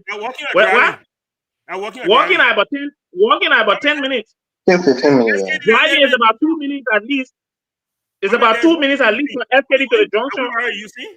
Joseph Boyka Wibara. My man, stop. Even if you're using Ferrari, you're not getting to Police Academy that quick. Is less than a minute. Can we go to the next topic? We have to be watching. Let's talk about where Dada Buddy is from, Bon County. So quite recently, CMC was in Bon County. Okay, Musa Belete was in Bon County, and he was there in what people has referred to as Prince Moyi backyard. And he was there for the groundbreaking of the construction of a bridge that the community has been pleading for, been crying for so many years. I will give J. Victor Namwe a lead on this. No, make it last, please. We'll cycle around, and then I will give him another one to comment on all of the mishaps and the attacks that you guys are willing to launch on him. But Mr. Namwe, could you tell us about this gathering of CMC in Bon County, Prince Moyi backyard? Well, and let me before who is Prince Moyi? Prince Moyi is a senator from Bon County. He's a long-time representative of Bon County. Okay, and one man who is the Ways and Means chairman of the Senate committee. That's right. And led the effort to make changes in the LPRC policy that allows storage of by private businessmen of oil and other gas products. Go ahead, Mr. Namwe. Yeah, Mike, everything you said is correct. Senator Moyi has been a legislator for over 14 years now.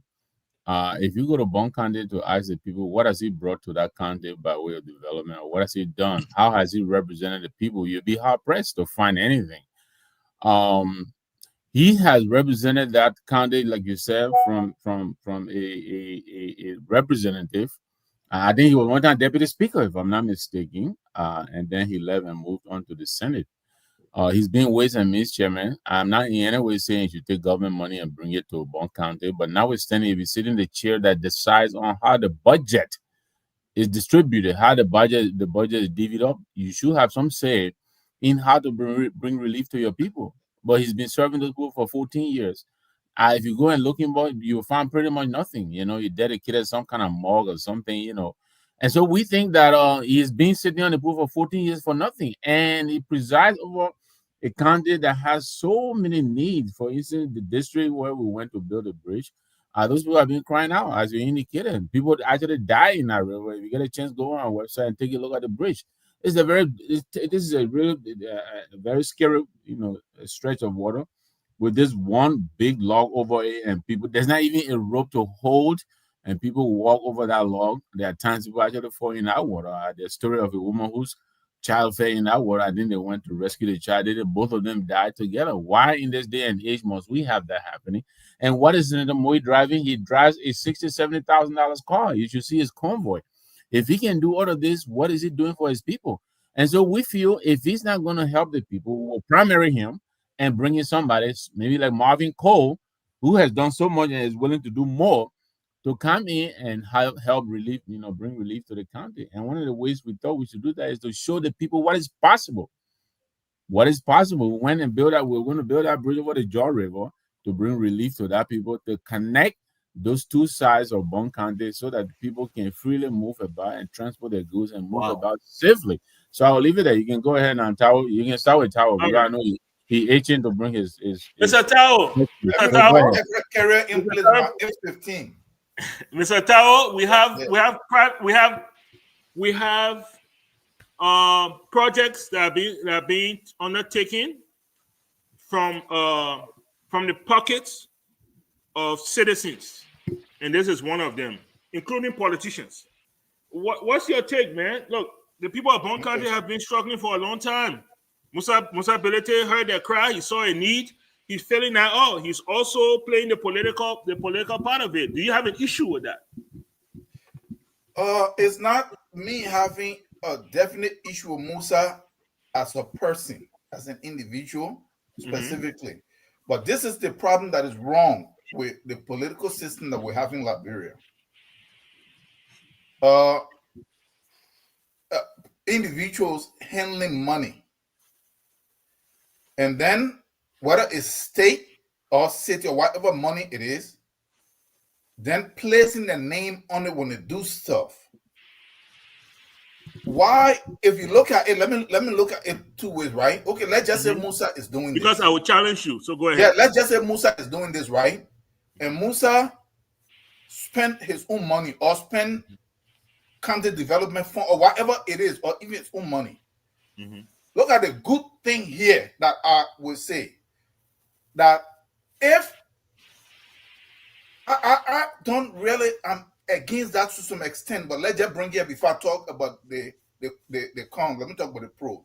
The good thing that can come out of this is that if Prince Moye, who also handled county development fund, if Nodi Kanga, if what is his name, or Melvin Cole or whoever, or any of these people, if they were taking these steps, if Moye did not like it and he been handling county development fund, look, I don't know why they're calling it his backyard. What about his backyard? If your backyard is bullshit and there's a snake and they're stuffing and killing the people, and somebody want to come in and clean it up, that you couldn't clean up, you should not have a problem with it. Honor, yes, I have been very critical of Musa, but if this is the way that is going to go, to have to force the other people for them to at least make some effort, then Musa maybe is setting a new trend, and I have to recognize that. Okay. So Musa challenged Prince Moye. He said he challenged Moye. Actually, he said if Prince Moye built one bridge, he will build two.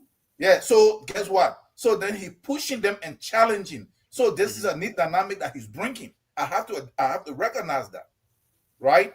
And that's a plus. I must admit, because if Musa doing this and Moye does not like it, and he start doing something, and then somebody else jump into Edison district and start doing that in Edison, guess what? They will not be forced for them to spend this money, for them to start at least doing something instead of just sitting there. What about Bon County that is his backyard? What make it his backyard? I don't understand. So yes, in that maybe Musa is coming there to stir up stuff to push them, and that is a plus. Okay, and tell me about this. And I recognize let's not forget these senators get $150,000. I just wanted to put that on the table. They get $150,000 to do something like that in their district, and they eat it. Now, having said that, this is where I really don't like this kind of stuff, right? Which is not good. It does not develop a country, because Musa them and all the guys, they're in the house. This is what policies are set, laws are passed, ideas are put forth to have a national development agenda that does not depend on a person's demagogue image. They are failing to do that, because when we leave this stuff in the hands of individuals, why, yes, the immediate for what Musa is doing can be good in the release and stuff, but for the long term, that don't depend on individual. Remember, we keep saying here that we don't have the institution that have continuity that actually set in a run. They're missing out on that part. So while Musa is doing this, and whoever else that is doing some of this stuff, okay, we'll commend that, but that is not what they were hired to do. They were hired for them to come and put policies and plans in place and strategy and create institutions and different areas that will have the country to run. That it don't depend on anybody. So it's not like you are running because so that you have to campaign. So it can be like I build this bridge, I build that bridge. So what happened? All the stuff that Musa is doing is very good. What happened tomorrow? Musa is not represented anymore. So then there is no real program that is in place that run beyond him. So, Okay. So I know the You gotta come to someone anyway. The process you wait. I know the others. No, Mr. Tower, come on, man. You taking like a lot of time. I will give you. You will be the only person on the panel that will give the second time for you to come and report all these things. And there was a reason why I said it that way. Yeah. Mr. Tower, go ahead and close. Yeah. So let me end real quick. So this is for me. This is a problem because you see, Prince Johnson University it offers where did Prince Johnson get money from the builder? They handle content, so he was doing it. Everybody was praising him, but then Prince is gone. Guess what? This is the stuff. That's one example right there. Claire, we had nothing. She was here. All of a sudden, she came there. That's her own stuff. She built some mission. So nothing really continued, and this is a problem. And we have to find our way out of this. Thank you. Thank you very much. Dr. Booty. Sorry. Go ahead. Go ahead. No, go ahead. And I think I would disagree with Mr. Tao on what he considered to be the con of this issue. I think he has looked at it the wrong way. So I had an opportunity to listen to Musa when he came to. Are you CMC now? Can I answer the question? You start interrupting the question was never about the political affiliations. No, yeah, it's not about the political affiliations of the individual answering the question. It was about answering the question. And the question here, look, the point I'm trying to make is Musa ability, representability is one person, right? He said something in Manchester, which I just want to mention. Because there were a lot of people talking about, and obviously, I've written on this and I've spoken about it a lot about the high salaries that these guys are taking. And he basically said, look, if I go start talking about salary reduction, the House of Representatives, and they will expel me, right? The next day they will expel him, right? Because he's one man. There's certain, you start telling him, oh, you'll take the money, you'll go start building this in your district, they will expel him. But the point I want to make is my understanding of what Mr. Ability is doing. He's not doing it in his name as representatibility of district number, whatever in Nimba County. He's doing it as the political leader of the CMC, right? So you can't say, oh, let him go make policy. He clearly tried to make policies, and these policies are not being listened to. They're not, people are definitely against them. You've just said, the person Prince Johnson Bay University, that person did it. The guys have been there for so long, they collect these monies, and they mismanage the money. One man standing there and shouting in your ear, hold the other take the money and go develop it. They will not do nothing. He is doing these things in his name as the political leader of CMC, not as the representative. Because if he were doing it in his name as a representative, then he would do everything in his district in my country. He will not go any other part of Liberia. Whilst he's going to these other places, is as the head of CMC, as a political movement, not as representative ability. So you need to get that understanding, Mr. Tao. I believe what he's doing is commendable. It's a shame that this is what Liberia has come to, that one man has to start shaming our lawmakers who are collecting millions on the back of their people over 6 years or 9 years, right?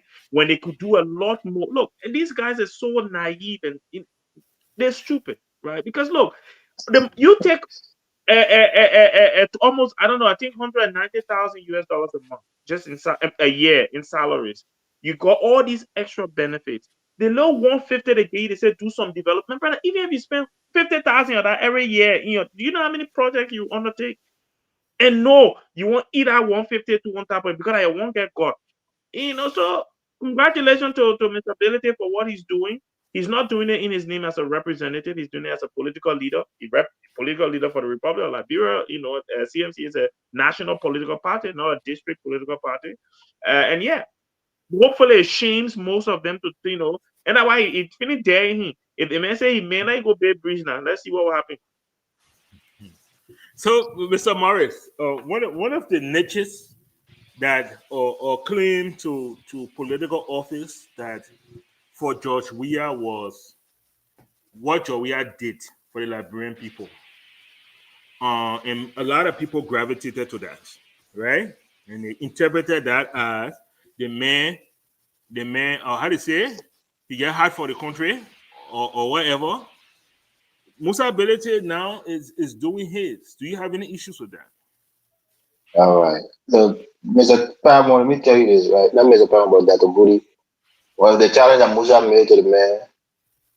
Put more saving all your money by turning to the now. So he ain't get no money to build bridge right now.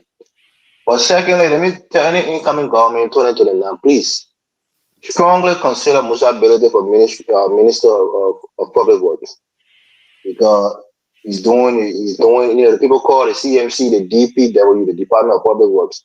They're doing all the things that the Ministry of Public Works should be doing. So I think Prince Moyi is being politically naive here. He's not being savvy because he can use this to his advantage, right?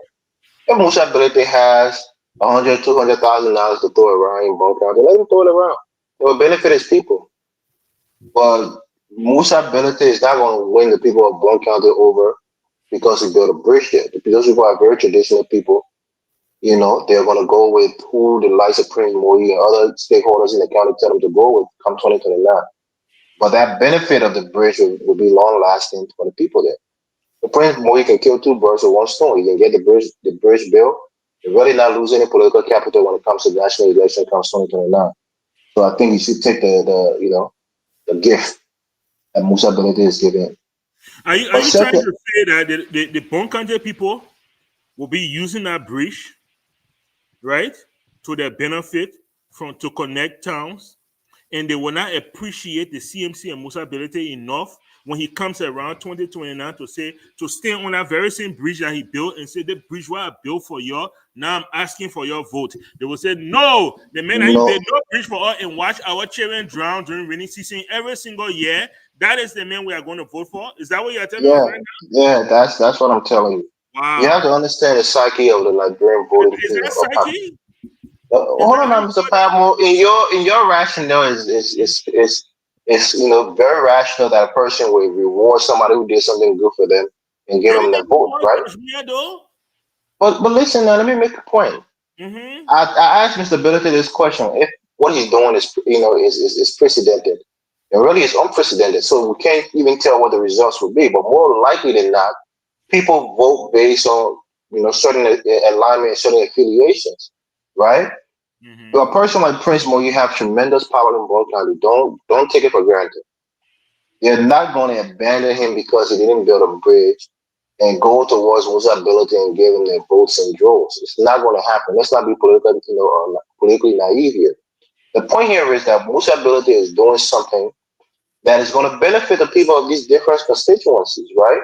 Now, the thing that he needs more so than anything is to get the stakeholders of those communities on his side. And in this instance, Prince Moyi has appetite, perhaps aspiration for 2029, whether it's on a vice presidential ticket or maybe even on a presidential ticket. But he's not going to go and be subservient politically to Musa Belete. So now here's the dichotomy.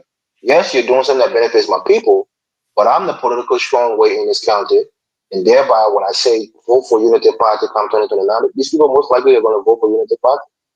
Don't be fooled. Prince Moyi was instrumental in taking a lot of votes in Bon County in the last election for the Unity Party. He's a stalwart of that party right now as it stands.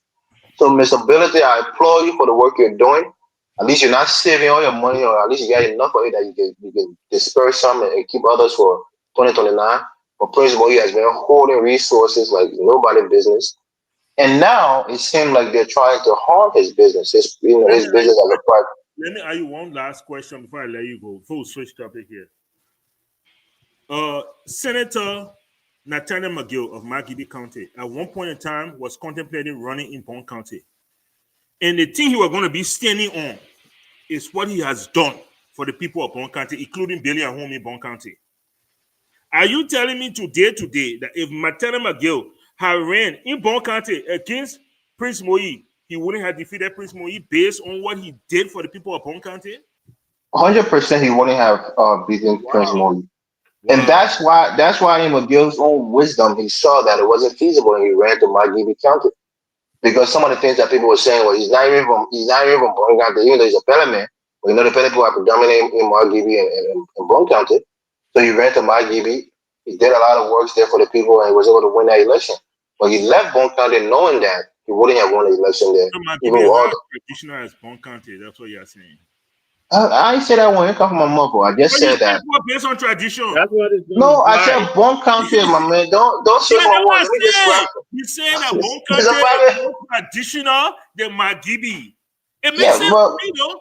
It does, because Bronx County have a duality of population, right? The Bassa, not Bronx County, but Margibi has the Bassa people there as the second minority, the second most popular group, and then of course the Pele people in Margibi is the most popular.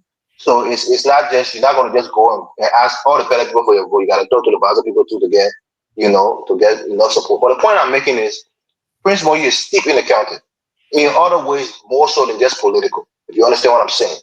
All right, and McGill didn't have that prestige before he before he got to the position of Minister of Presidential Affairs. He didn't have that prestige. Prince Moyi has been there came through the ranks of the Poro, the other society in the county. He has a lot of respect of the elders. He's been there. You're not going to just dislodge him by simply giving scholarships and doing good work to the people. They have him in higher esteem, more on a spiritual and a traditional level than somebody like a McGill or Pelletier will have come 2029. All right, please allow me to cut you off. Mr. Tao will start with you. You can end with your point and then go on the next one. Okay? The ANC had their convention. Opportunity to. Hey, man. You say you're going to give us a man with the opportunity to, yeah. So Mr. Tao can speak that for the next. Sorry from everybody. From everybody. And just so you know, Mr. Morris, Nathan McGill is from Popolu. There you go. Yeah, he's from Popolu. Yeah, sure. Mr. Nangwe.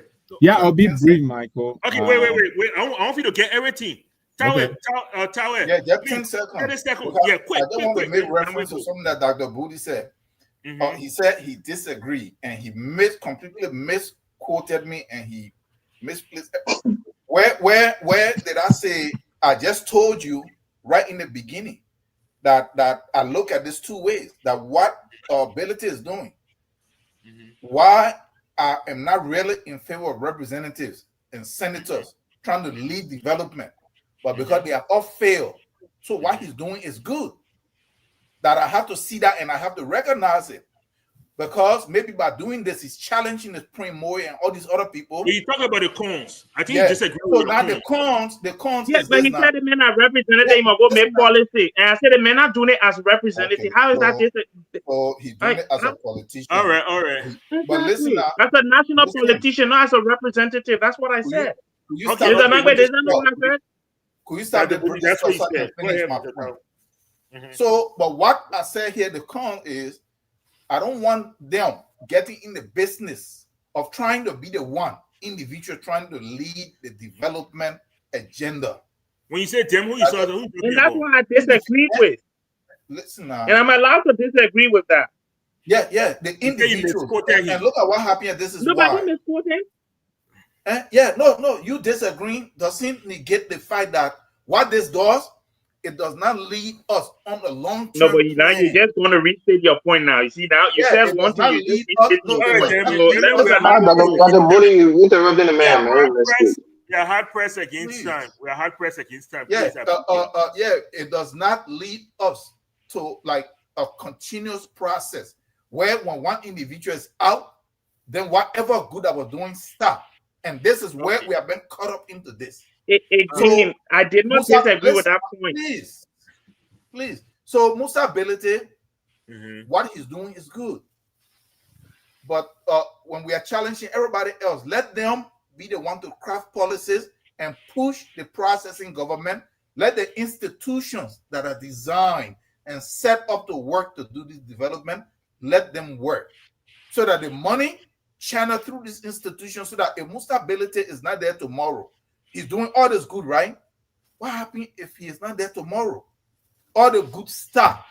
But if they have the institutions working, and Musa ability is one of those that encourage and supervise and push, even if he's not there when this stuff is running out, guess what? It becomes a tradition. That's the point that I'm making, and I don't think anyone Nobody, I need to get my 30 seconds then because my name was mentioned here specifically, right? Because this is what I'm going to say. Get 20 seconds. And no, Mr. Nangbe, you were listening to what I said, right? Mr.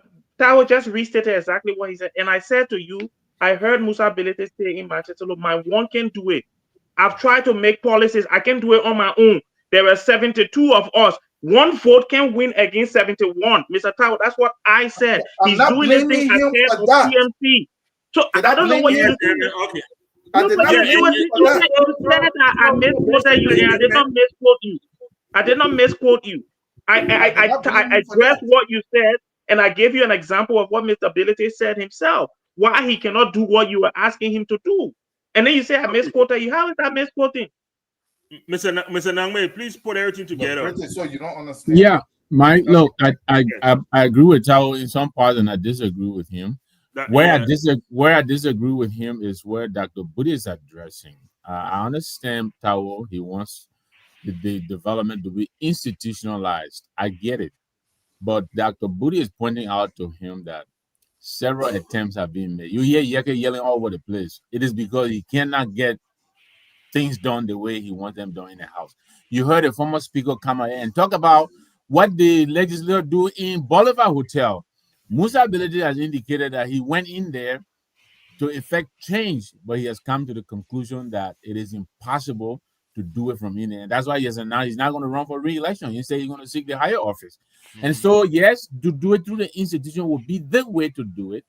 But the guys in the legislature, including Moi and Nukwe and the rest of them, they have made it impossible to reform the legislature. They don't want to be audited. They don't want any reform in the legislature. And therefore, we have to find alternatives.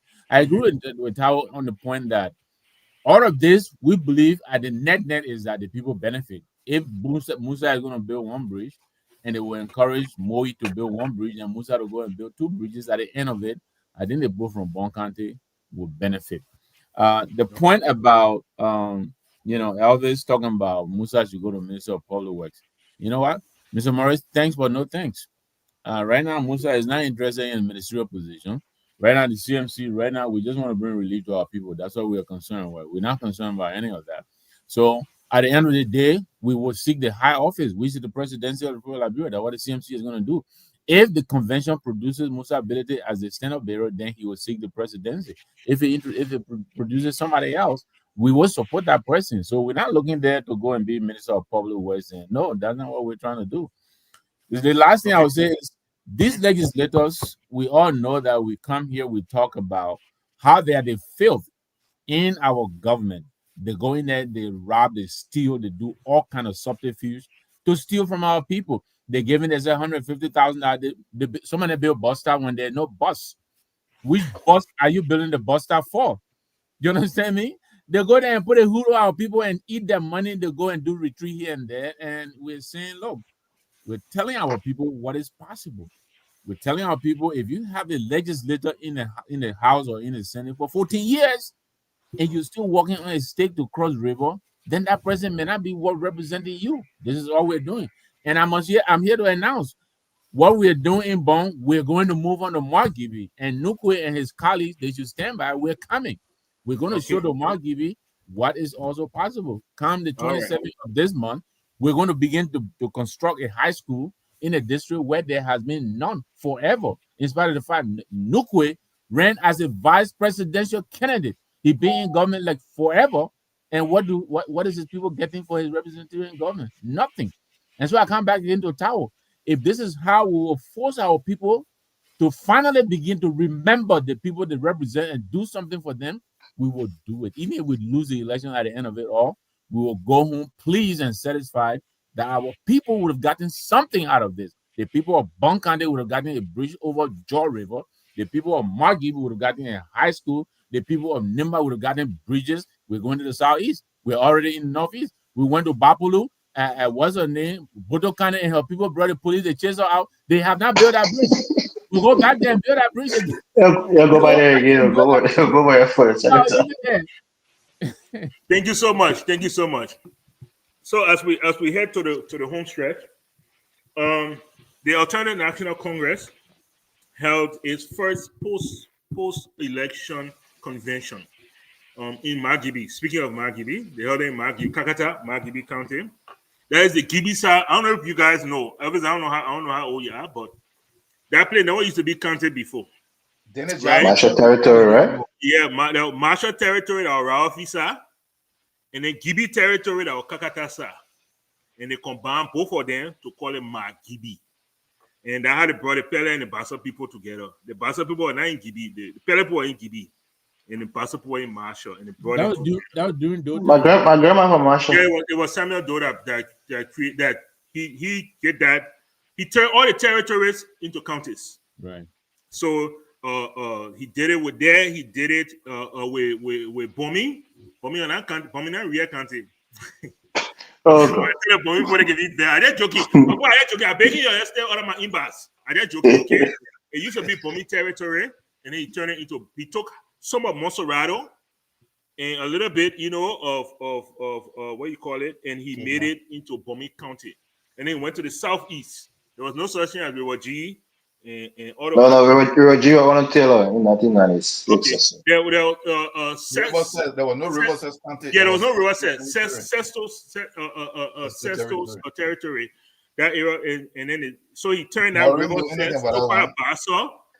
Yeah, leave me here. Yeah, please. Yeah, leave me. And he turned it into a county. But that's how like bro went from 9 counties, the original 9 counties, went from 9 counties, and it went up, and then Taylor added 1 or 2 more to it. Now you have Bopolu, and River G to make 15. So, but anyway, there you have it. And now people are pushing for even Grand Crew. I think it was Doe too. Yeah, Grand Crew was Doe. Yeah, Grand Crew was Samuel Doe. Yeah. River G and Bapolu. The last two were 2003. Charter started that to do, and now people are calling for the splitting of Nima County. There's a push for Nima to be separated, and for the Giopo to have a side, and for the Mano people to have a side. We'll see. That's so we can get an extra 2 senators. They're gonna go eat money. That's no. Well, the politics of it is that Nima is too powerful in electorate, and no one county should be that powerful. So if we can split Nima, then we can split the Nima vote, as it's being called, the Nima vote. Monserrato is more powerful. That's the politics of it. That's the politics of it. The other part of it is the other argument of it is that the population is growing so vastly that they're underserved actually. Yes, you become underserved. Only 2 senators for that number of people, only so many representatives, and so that's the other part of it. But anyway, the Italian National Congress had their post-election convention. Alexander Cummings was elected as the political leader. Attorney Lafayette Gould, who was chairman about 8 years ago, was re-elected again as chairman, and then a host of other people. Representative Tai Wongwe was elected, and a host of other people. We've seen Mr. Cummings kind of being on the scene. He's been to Ataishas, he's been to intellectual centers, he's been to different places. An attempt to rebrand himself, an attempt to stay in the news, an attempt to be politically relevant.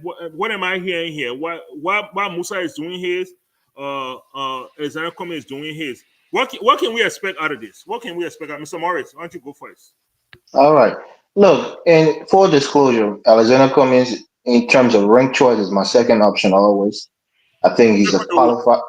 Second to George Weah, of course. Okay, all right. I think. I think on the economic side, he will be a brilliant. He'll be brilliant for our economy. I really do think that. I think he brings certain poise and leadership, business acumen he will bring that to the presidency. All of those things will help Liberia tremendously. But when it comes to politics, it's a popularity contest. It's about personality, And I think Mr. Cummings is lacking in that capacity.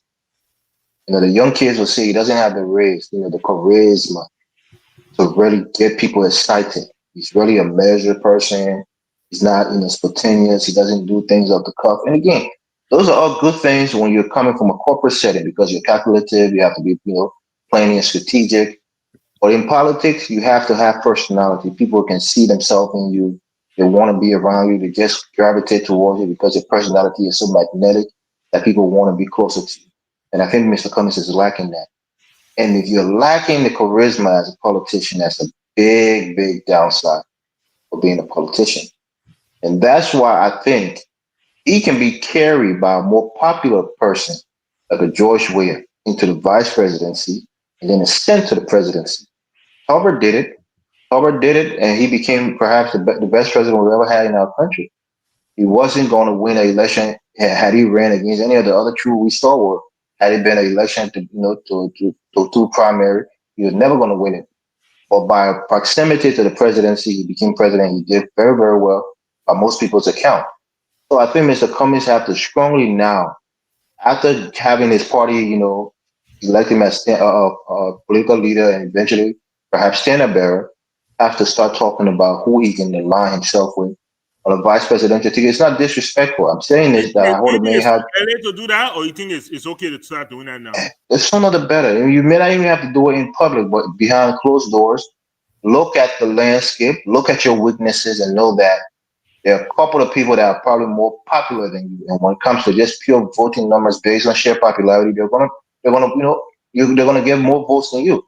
So attach yourself to somebody like a George Weah, if it's possible. If there is people is okay with that, and go as a second man, and maybe through your brilliance and your leadership as an administrator, you'll be the heir apparent for the CDC come, the next elections. Well, thank you, Mr. Pat. Thank you, Dr. Budi. ANC holds their convention. You see, the rollout from there.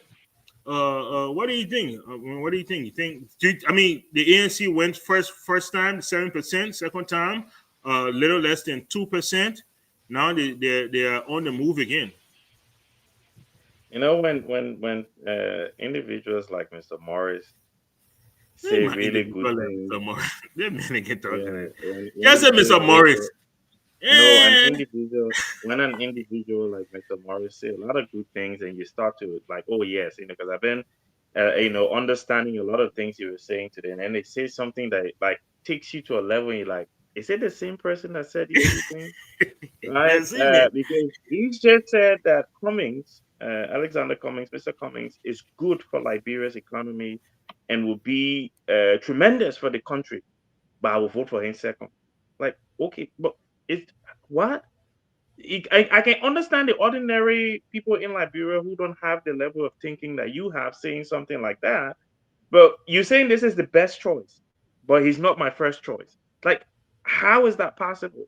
Right? How is the best choice for someone who is in your capacity not your first choice? I don't get it, and maybe someone else can help me understand how that is possible. Look, I agree with Mr. Morris, and this is hard for me to say, having just described, how confusing he's making me feel. That yes, Mr. Cummings lacks this popularity, right? And unfortunately, in Liberia, more than any other country, being popular is a big deal.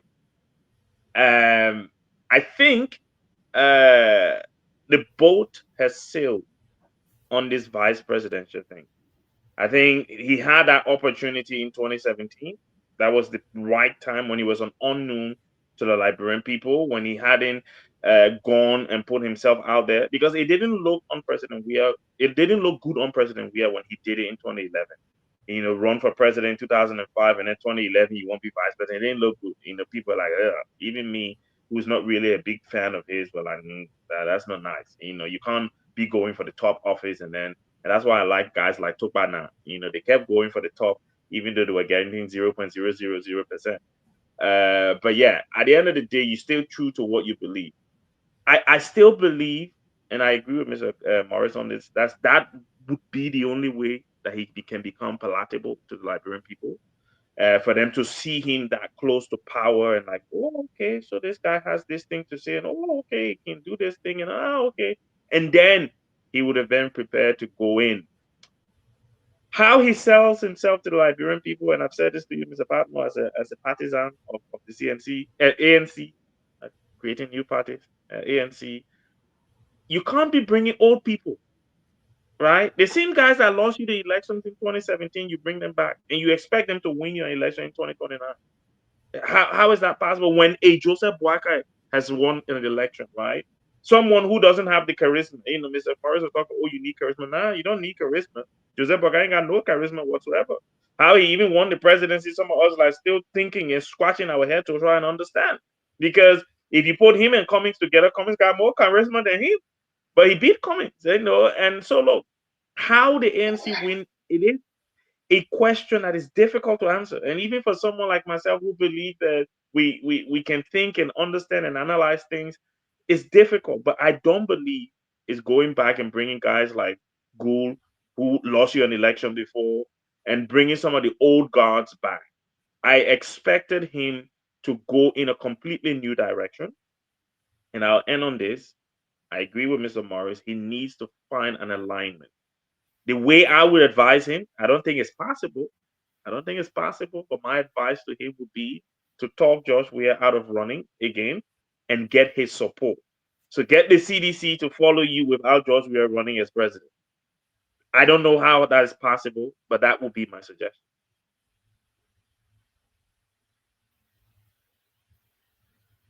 Okay, so you believe that's impossible? Okay, all right, Mr. Tao. I don't even know what this Tego. Look at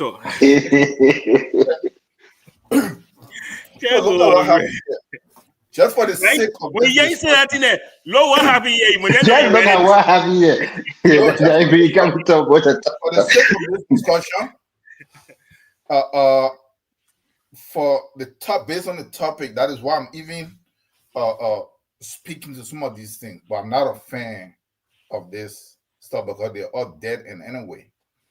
But look, I said here before, and other people that spoke before me, they made the same point. The democratic system or the Western style democracy that have been given to us, it's a popularity contest. You don't have to ever have a record that you've done anything. And this is why most of the governments across Africa continue to fail. Because somebody show up and they're popular. I'm not saying that Mr. Cummings is, I doubt that Mr. Cummings can even do anything for Liberia in terms of economics. No, he cannot. And I have my point, my reason, I mean. But so Mr. Cummings is not popular in terms of, he has not packaged himself as one of us. I'm speaking in a Liberian term. He doesn't really speak the language of the people in terms of interacting with them in a way and portray himself. He's this guy that is high up there that's supposed to come from this place that is this clean cut and all of this stuff. He's proper and all of these different things. So when they see him, he don't resonate with the people. And this is why he had been suffering. But I think he did a lot of damage to himself. When the election were going into what you call that runoff, and he decided to sit out. I know, yes, he might have been disappointed because he got 1% or whatever, but people were calling on him. So that by doing this, whether he won with George Weah or Boakai, guess what? It was going to bring some kind of favor at some point. But he sat out. While everything was going on, he left the country. And so, let me tell you something. Cummings, from my own analysis and just what I've seen, the Weah administration will even be afraid to actually bring Cummings as the vice presidential candidate unless they want to lose. He doesn't pull anything. And Mr. Morris, you made a suggestion that maybe he should convince George Weah. Cummings sit over CDC, and you'll see CDC will lose almost 50% or more. I didn't make that suggestion, Dr. Okay, Booty. you are Booty, Dr. Booty? Somebody. Okay.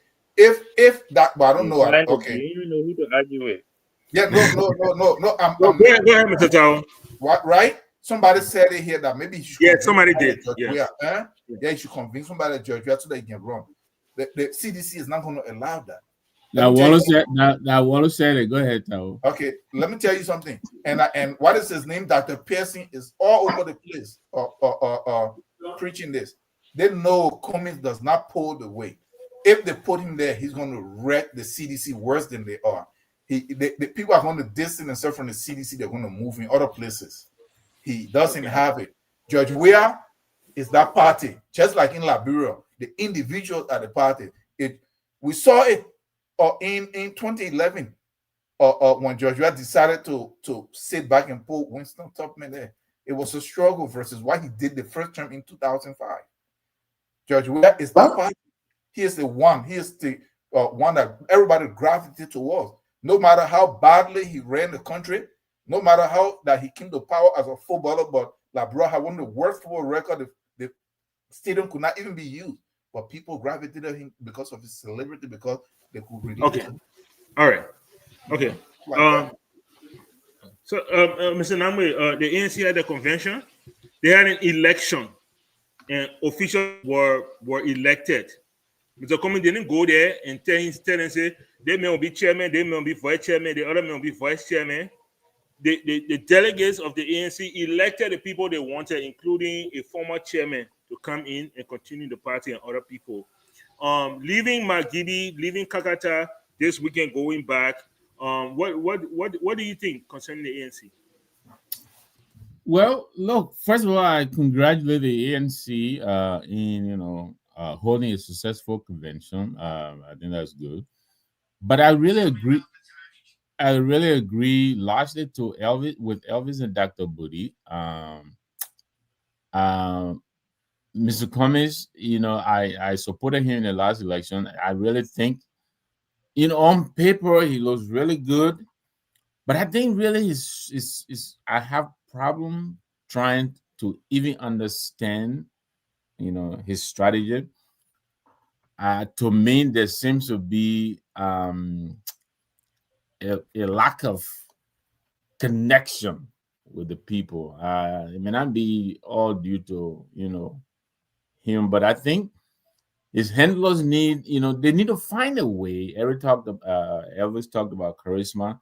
Mr. Cummings is not the most charismatic person right now we know in Liberia. That is a fact.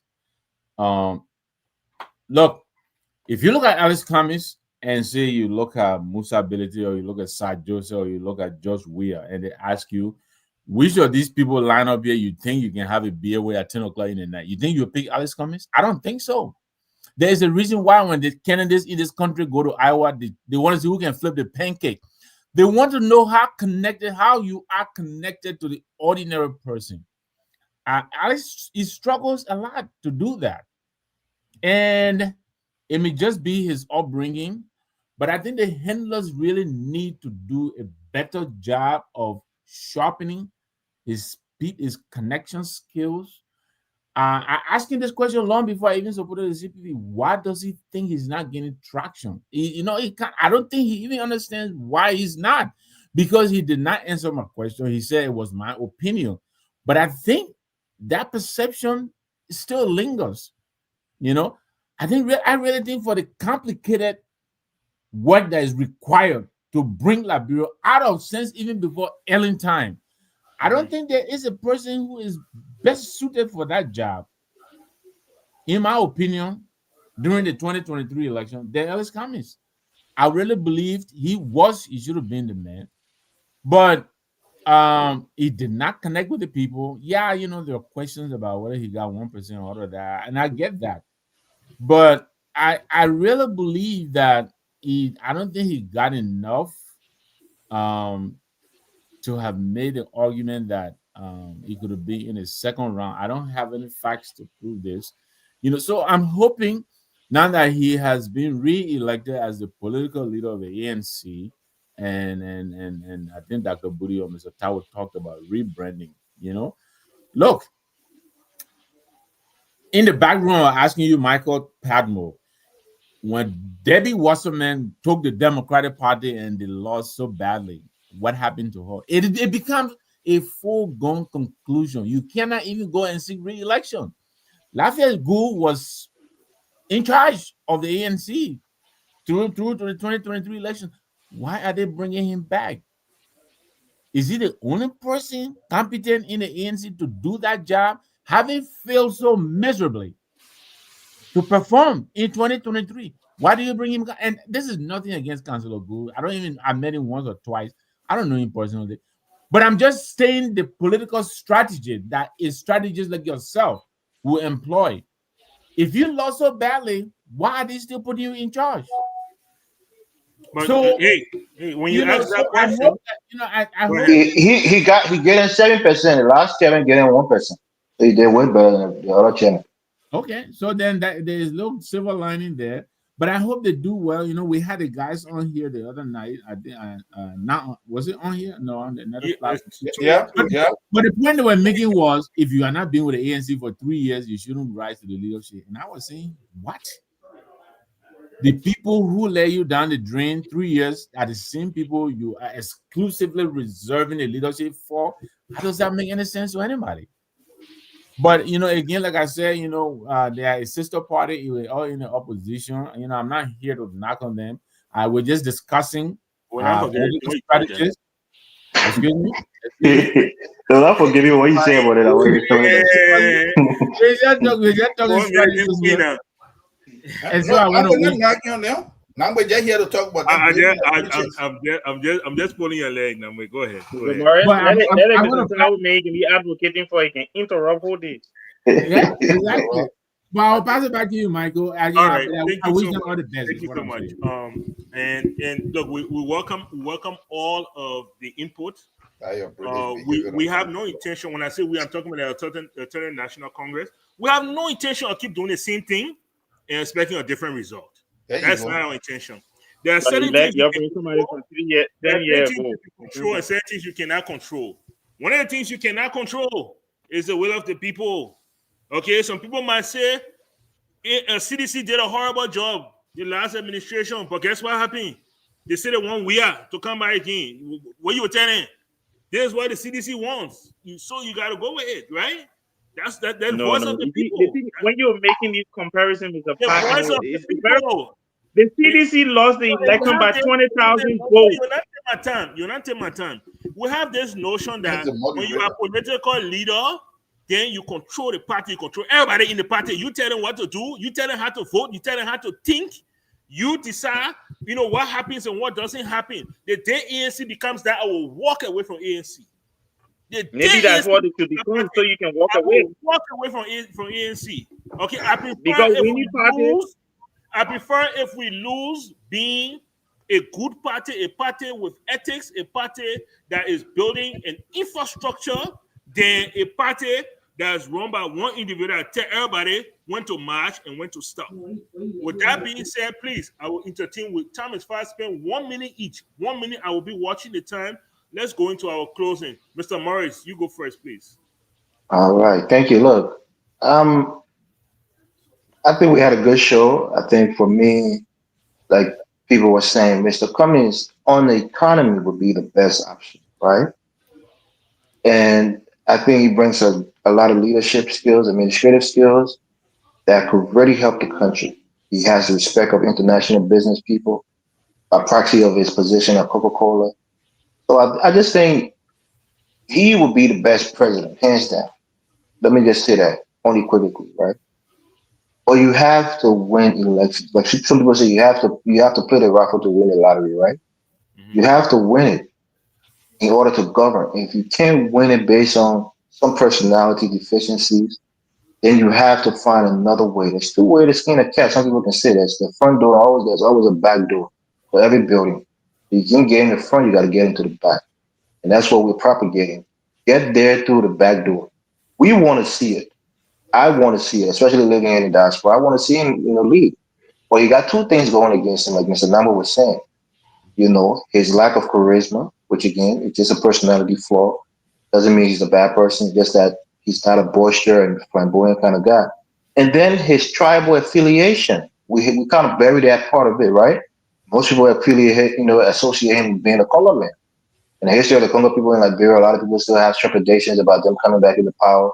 If they might want revenge for having been, taken out of power by quote unquote native men. All of those things are there. It's unsaid, but it's there. So those are some of the things that he has to kind of get away from. If he still want to run as a presidential candidate, he has to shed himself of some of those burdens. But overall, I think coming 2029, if he's on the ticket with George Weah, I personally will go to Liberia and go campaign for him because I think that would be the best ticket.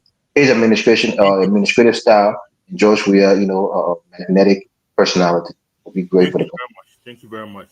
Dr. Booty?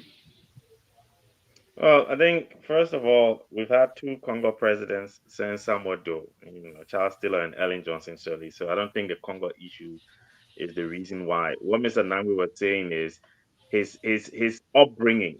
This guy spent most of his adult life outside of Liberia, so his programming is different. Plus, he's been in the corporate world at a high level for such a long time. Drinking beer after work is not what they do. Those boys drink single malt whiskeys and smoke cigars and stuff like. And some of us we know what they call cigar and single malt. Wondering about Guinness and light beer and stuff like that. So that's what Mr. Nangwe was saying. Look, So you think he's I classist? think Mr. That's what you're Morris. saying. Let him mentor, please. Go ahead, I Dr. didn't Booty. interrupt you. I Go behaved ahead, Dr. myself. Booty, I please. never Take time. interrupted you today. When the time I interrupted. But anyway, look, I'm with you, and I was there about to praise you. I'm with you that we should consider the ranked voting system in Liberia. I think that would give people like Cummings a better chance of getting close to the presidency, where we use that ranked voting system, where you vote for first and second choice, and based on that, we work out who becomes leader. I think a lot of Liberians are like you. I don't know why that you have Cummings as your second choice. But look, on the other issue that we talked about, is interesting what you raised with the issue of the law as it relates to rape in Liberia. I think we need to go back to the drawing board as a country. We need to rethink the system that we have in place for dealing with rape. We need to make sure it's aligned to our culture, but then it's fair and aligned to our constitution as well. But it's been a great show. Obviously I stayed up extra 24 Thank minutes you so tonight because much. of you guys. And We appreciate yeah, you. I'm looking forward to next week as well. Thank you so much, Dr. Booty. We appreciate that so much. Mr. Nangwe, Yeah, thank you very much again. A great show.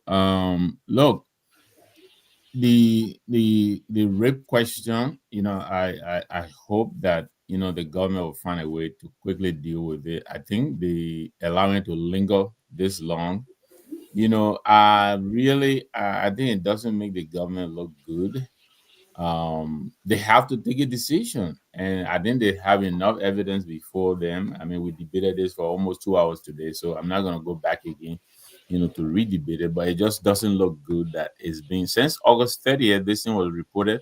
We're in October, and I don't think there's any head or tail to this case. So they need to hurry up and make the move. Um, the CMC, look, we know we have a lot to do. You know, I get them on, in the morning, people on my page, they talk about Madingo, they talk about Muslim, and they talk about all this stuff. Sometimes I just laugh and move on. Look, for 178 years, those of us who call ourselves the real Liberians, the so-called, mainstream Liberians, the Christian, whatever, we've had this country for 178 years. What do we do with it? What can we show that we can say we are entitled to be the ones to lead this country? Nothing. Nothing. You go to Morovia there, you come from Sierra Leone, you go to Morovia, you don't want to get down from the plane. You come from Ivory Coast, you go to Morovia, you don't want to get down from the plane. Why should we be embarrassed on behalf of a group of little select people sitting over the resources and doing nothing? We think that time has come. And so, yes, there is a certain of us of a certain age who will continue to say, oh, my dingo and Congo, but the 65 or more percent of the voting population, which is young people, they don't care about all that. They don't care. They don't care about Muslim or Christian or Mandingo or Congo or Native. They want demonstrated competence. Can you do the job? I think that's what they're looking for. And I think this is the frustration with this current government and the government before this government. They were giving opportunities, government has been given, they're not doing the job. They're not. And so we are providing the option of a third lane. We intend to show to our people what is possible. And over the next several months, that's what the CMC is going to do. We're going to go from county to county and help bring relief to our people. Okay. And so those who were not like it, they will continue to get vexed and let them go and get vexed. They will get vexed and bust.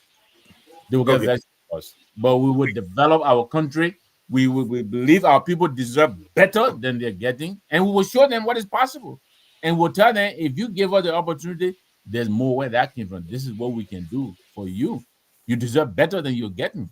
That's the point we're making. Thank you. No, Thank you so no, much. give me a minute. Let me come to the ANC. Oh man, but come. I said two. I said 1 minute. I gave you 2 minutes. And you said okay, you another minute again. What? See, man. See. But where Check you this yelling step for? off, man. We're hard pressed on time.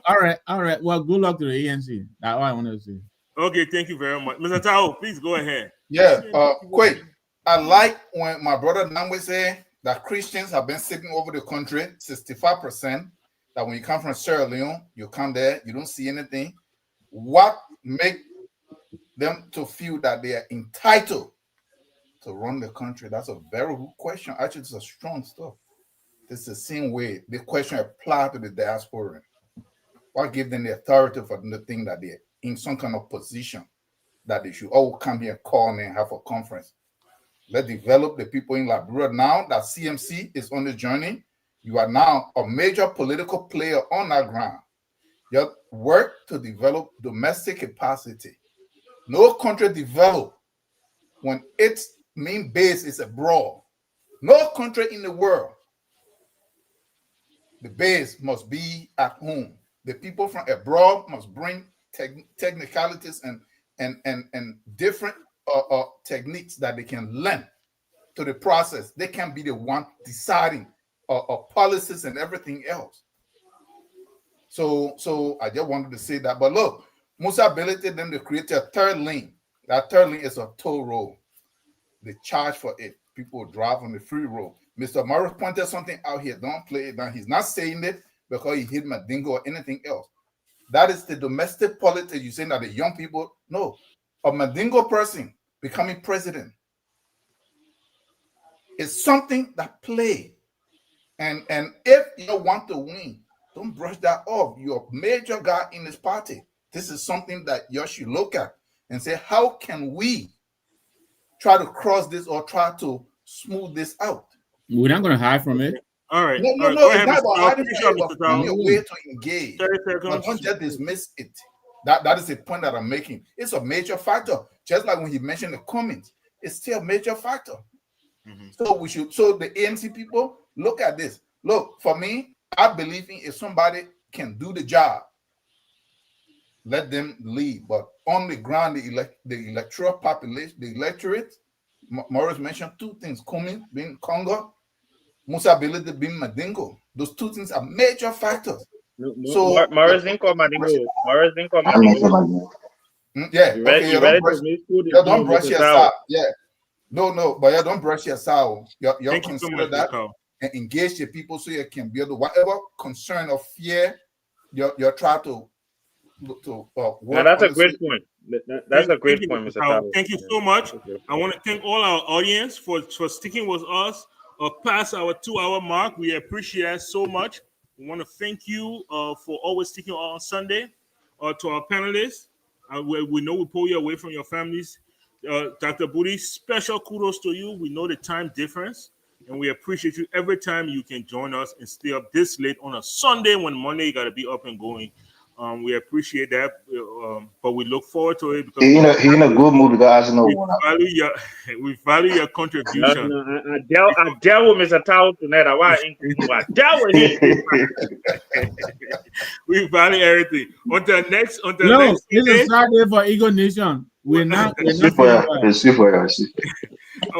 next Sunday, you guys stay safe, and we'll see you all again. All right. Bye-bye. We are Labira.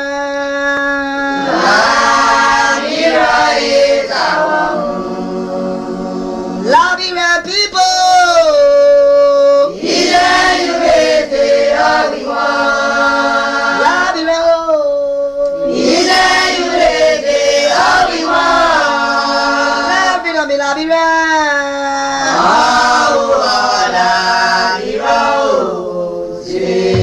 At Focus on Liberia, we discuss everything Liberia, from education to politics, arts and culture, entertainment, agriculture, history, religion, family, and technology. Focus on Liberia uncovers and showcases the best of Liberia and shows the world the truth about Liberia. We educate, elevate, and promote all things Liberia. We conduct interviews, panel discussions, debates, and more. Tune in to Focus on Liberia on Facebook and YouTube and be a part of the stories that make up the news. This is Focus on Liberia, and I am Dennis Jah.